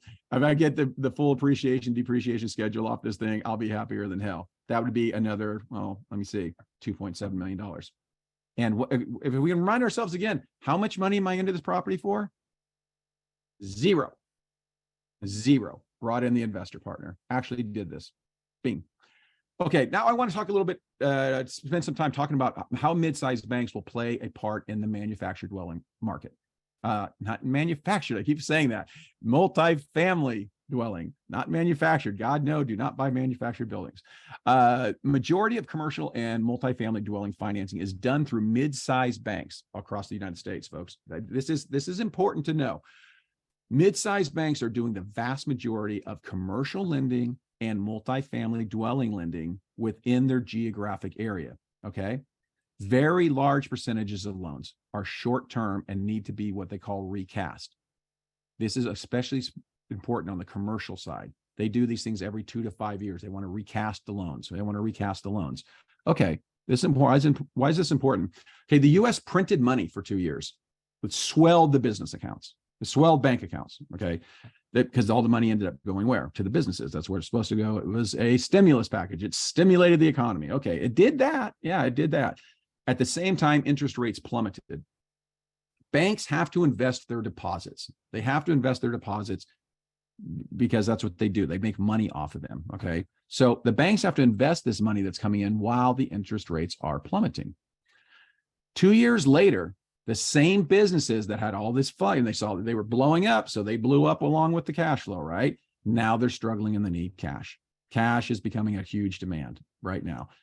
Banks have loaned out 10 times the deposits because they're allowed to do this. This is what we call fractional reserve banking. I'm not going to give you a lesson in banking today, but fractional reserve banking allows banks to loan out 10 times the amount of deposits they have.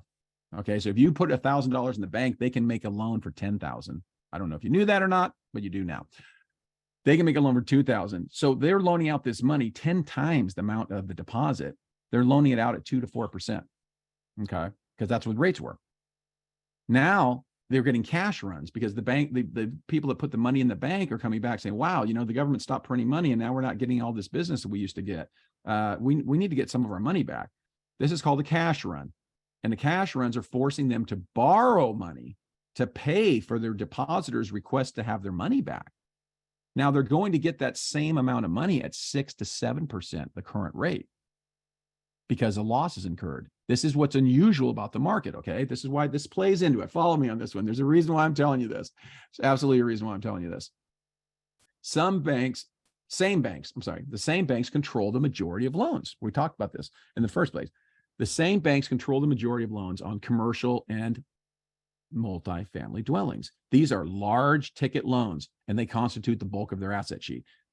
They loan some out in cars. Yeah, they loan some out in credit cards, blah, blah, blah. But the big boys, they loan some out on houses. Yeah, sure. They lend, but the big boys are the commercial buildings and these multifamily dwellings. That's where the bulk of their stuff is loaned out at a super cheap rate, right? Okay, see where this is going. When these assets stop performing, and what specifically is happening in the commercial space, commercial is getting killed right now. If you guys don't know this, go look it up. Commercial is getting killed. What happened was you had COVID and then people stopped going to work. They worked from home and a lot of people didn't come back by choice. And some people, a lot of big companies realized that they didn't need the people in the first place. This actually happened. So the banks have a huge problem because these assets on these commercial buildings are getting killed right now. They're just getting killed because the vacancy factor is up. We talk about this and other stuff. A deal that I'm working on right now is a place out of Michigan, an abandoned shopping mall that we're going to convert into housing. This is stuff that's basically almost free. Okay, that's how big these problems are in certain areas. And it's you add in the cash run that's already happening, folks, this creates bank failure. This is why we've seen Silicon Valley Bank and a couple of the other ones that are mid-sized banks fail. They do not have the ability to withstand this. Now, these commercial properties plummeting, also remember these are the same banks that hold multifamily dwellings, okay?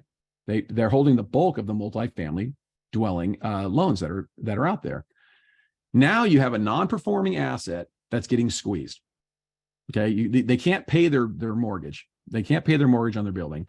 They can't pay the old rate because nobody's there. They went to 50% occupancy at best, let alone the new rate, which is 3 times as much. Folks, this is a disaster. This is what's already started to happen. This is going into receivership. Absolutely. And they have a receiver that has no pity. That's not their job. Their job is not to have pity. Their job is to liquidate and move on. Liquidate and move on. Is it a loss? Yeah. Liquidate and move on. Try to get the banks not to fail. And when the banks are failing, they're going into receivership, and then everything's going to be sold off. This is because these commercial loans, not the multifamily, but the commercial loans, which are being controlled by the same thing. The end result is a bad debt that needs to be disposed. Okay. You just can't service the debt on it. Nobody can pay it back. The value of it has plummeted because nobody wants to buy commercial stuff right now. It's just the way it goes. There's going to be bargains everywhere as the market implodes. This is the key. This is what you need to be not worried about, but aware of, because this is awesome. Actually, again, here at Being Real, we do a glass is half full approach. Glass is half full approach to everything. We have to do it this way because that's what we take advantage of. We take advantage of the opportunity in the market, and the opportunity that's existing in the market right now is going to be in these commercial eruptions.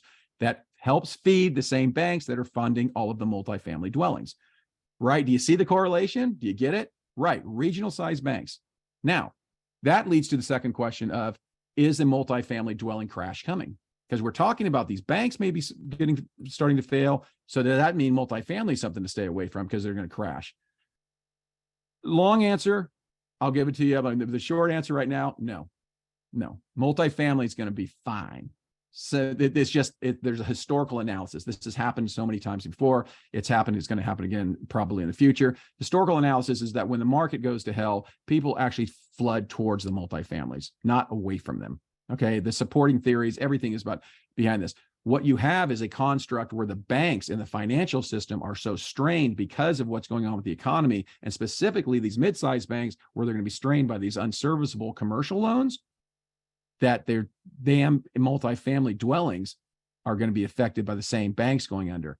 Then is when you can find some good deals. Does that mean the crash is coming? No. Does that mean you can go in and do note buying at an extremely cheap rate? And I know we're not going to go too deep into note buying today. I'm not going to go deep at all into note buying. Yes. This is, by the way, the social construct that supports this is behaviors, general behaviors, and specifically baby boomers. These people aren't going anywhere except into multifamily. They just always have, always will. This is what happens when everything goes to shit. People run into multifamily. 1, because it's a safe harbor. 2, because they're going to be able to buy notes, not multifamily, but the notes on multifamily for extremely inexpensive money. This is important to understand if you're going to be in multifamily, because this is where it's going in the next 12 to 18 months because of these other impacts. You need to understand it because it's going to impact your wallet. Okay, good. Is multifamily the best real estate investment? Ask Grant Cardone, he's going to say yes, absolutely. Ask Joe Ryder, he's going to say, I don't know, let's talk about it. Yeah, there's all the nice things. It's like, okay, great. There's many doors at one property. Cash flow is always attractive. There's A, B, and C levels, which are all strongly supported. By the way, we haven't seen that before in history of the United States. A, B, and C levels of multifamily right now are strongly supported. When I'm talking about strongly supported, I'm talking about the vacancy rate, the occupancy rate. Why? People are flooding away from the single family market, and they're looking for short-term answers, which is rentals. Ultimately, folks, the question is the best real estate investment? It comes down to value. See the asterisk there? It comes to value. I just showed you several examples. Yeah, those are great. I could show you several examples too that didn't work, so we didn't do them. And I can show you the same examples on single families that work. And I can show you the ones that don't. So ultimately, it's a great question, and everybody always throws it out there. But really, the answer at the end of the day is show me the value. Show me what we're going to be able to do with this multifamily. Show me what we're going to do with this commercial. Show me what we're going to do with whatever type of property it is. Is that a good value? Can multifamily be great values? Absolutely, without a question. All right. Now, several of you asked for this, so I'm going to give it to you. Section 8 and multifamily dwellings. Okay, folks, this is your C properties, and we remember we want to stay away from. Man, you're going to tell them how to leverage this, huh? Yeah, might as well. They Guys, ask take for it. notes. Take notes. I'm telling you, this guy, you cannot stump him, dude. You know, he's like the ugly cat that just like lives in your barn and then you let him in your house. You know, that's Joe. That's Joe, man. The guy you overlook, man, you're a cool guy. I like you, Joe. You know, that's Joe. You're the barn cat, bro. You're the barn cat that they keep around until they die. That's a good thing, Joe, because you bring substance to the family. Okay, I'm just letting you know. Doing good, Joe. I'll take that. Enough of you asked me about the Section 8 and multifamily dwelling, the C properties. So let's talk about them. Let's go ahead because they can be extremely lucrative. The government payments, because Section 8, if you don't know, are the tenants that are qualified through the HUD and Section 8 housing. This is a division of HUD to get their rents paid for them, or at least partially or wholly by the U.S. government while they're going through whatever transition that they're going through, or the transition that never happens and they just stay forever. So without getting into that conversation, the grants, you can get grants and forgivable loans everywhere to do these things. So you want to do Section 8 and multifamily dwelling, you want to put those together, they'll actually help you do this. HUD will actually line up and help you do this. They have programs available for people, because remember, HUD isn't in the business of creating anything other than a theoretical solution to the housing problem. They're not there to do the work. They're not there to make the money. They're not there to put their ideas together and say, how do we do this? They're just there to say, yes, this person's qualified. Oh, I hope you find a home. That's kind of what they do. So therefore, there's a never ending supply of tenants.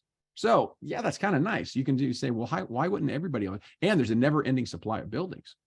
Never ending supply of buildings. They bet you didn't know that either. HUD actually sells these. HUD has a list that they've financed, lots of them right now, that you can go out and look at and say, then HUD will tell you, we'll sell you this for this much money, which is always a good deal. And here's the rehab cost. And so as long as you can make that rehab cost work, good. You throw people into it. Bam. It work out just fine. Now, the government oversight can be a pain in the ass.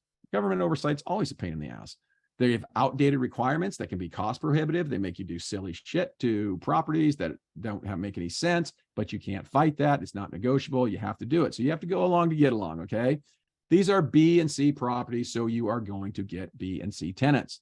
You're also subject to local, state, and federal politics. What does that mean?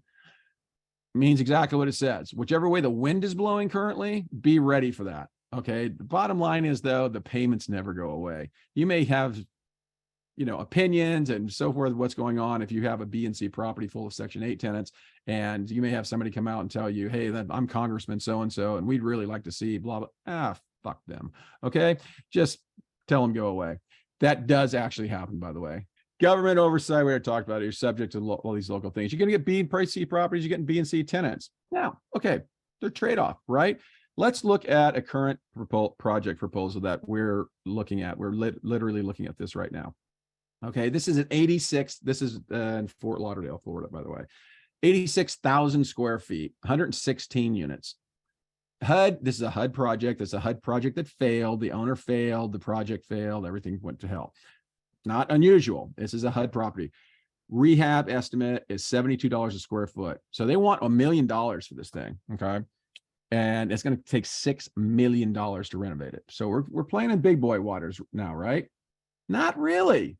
I mean, yes, the numbers are going up, but remember, it's ratios and percentages, folks. Ratios and percentages. Financing is done if the deal is a good deal. Let's walk through it. Let's find out if it's a good deal. We're going to need to come up with $7.3 million to do this deal. That should scare some people. No, it shouldn't. All right. HUD has agreed to, that's most of the things they'll do. If it's existing HUD property, they'll say, hey, we'll give you full capacity. They're going to want a little bit of a discount. So they're going to get full capacity. You're going to take all 116 units at $810 a month. These are probably going to market for about $970 a month, but then you're going to get vacancy factors and all this other crap. You're going to get 100%. Okay, doom, take the discount. $93,960. We've got $7.3 million at 7.25% clicking along. Okay, that's monthly payment of 49 grand, folks.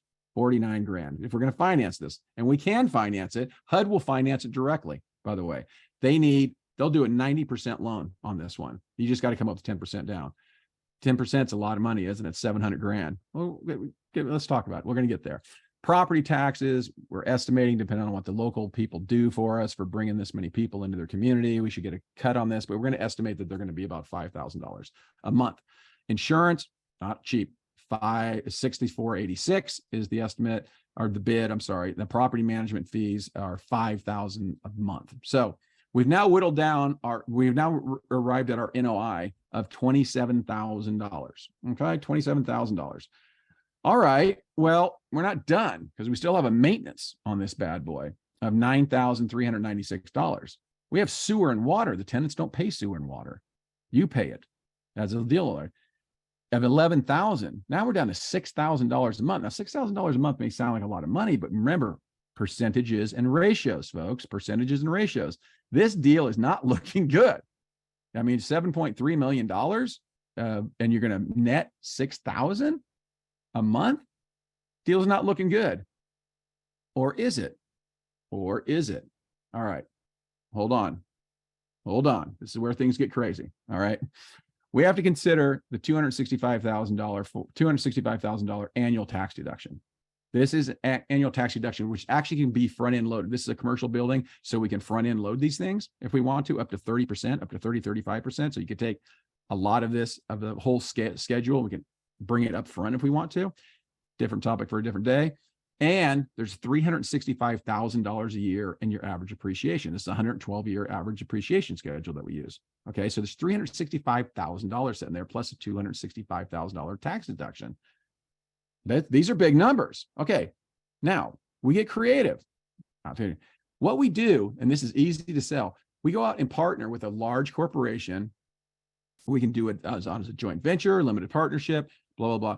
They're going to come in and they're going to contribute that 10% down.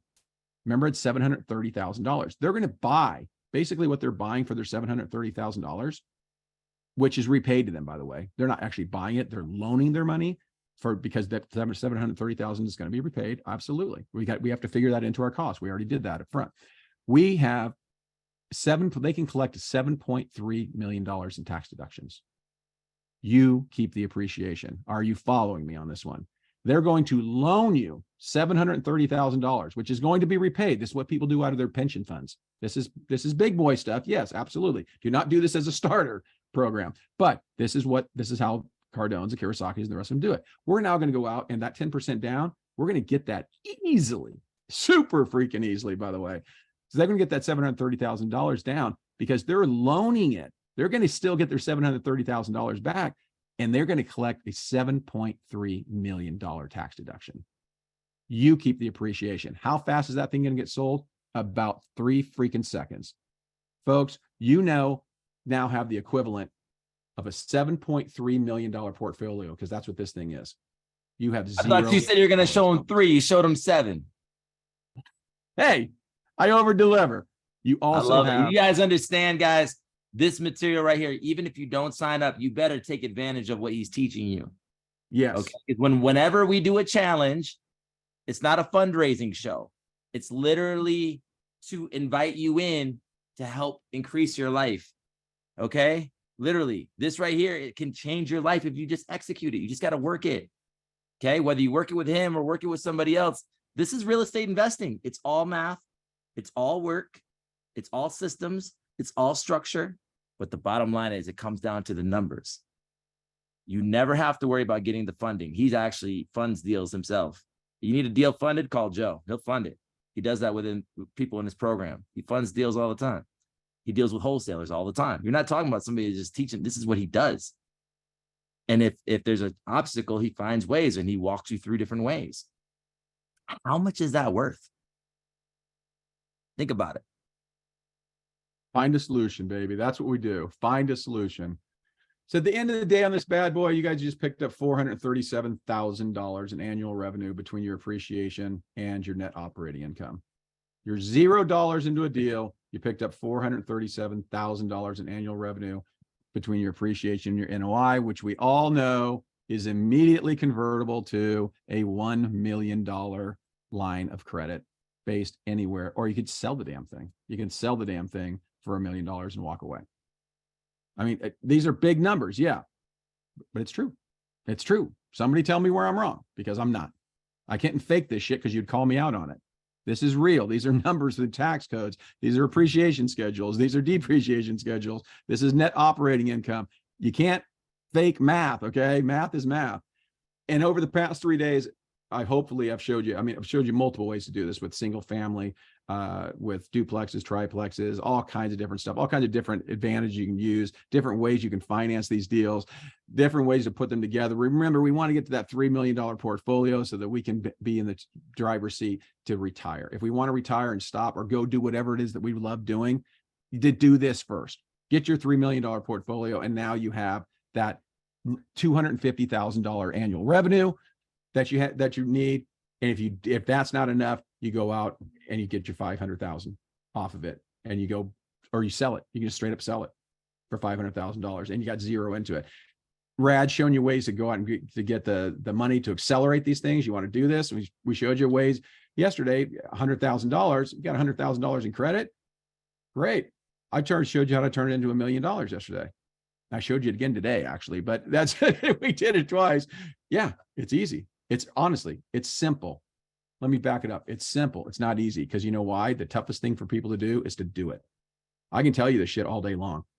Will you do it? God, I hope so. I really hope so. And that is our slide presentation. Will you do it? Because actually, that's what it comes down to, everybody. Will you do it? I've given you everything to do. I've shown you every way to do it. I've shown you a way to creative finance. I've shown you seller financing. I've shown you 0% down. I've showed you hard money. I've shown you private money investors, how you bridge these gaps, and how you do everything without having to use money. And today we introduce, oh, by the way, if you want to accelerate it, here's a way to get some free money off of credit or leveraging credit. Then you can just jump from step 1 to step 4. And again, we're not talking about lifelong commitment. How many freaking properties do you need? The average property in the United States is $337,000. You need 9 of them. We say 10 because it's a round number. You need 10. And that's it.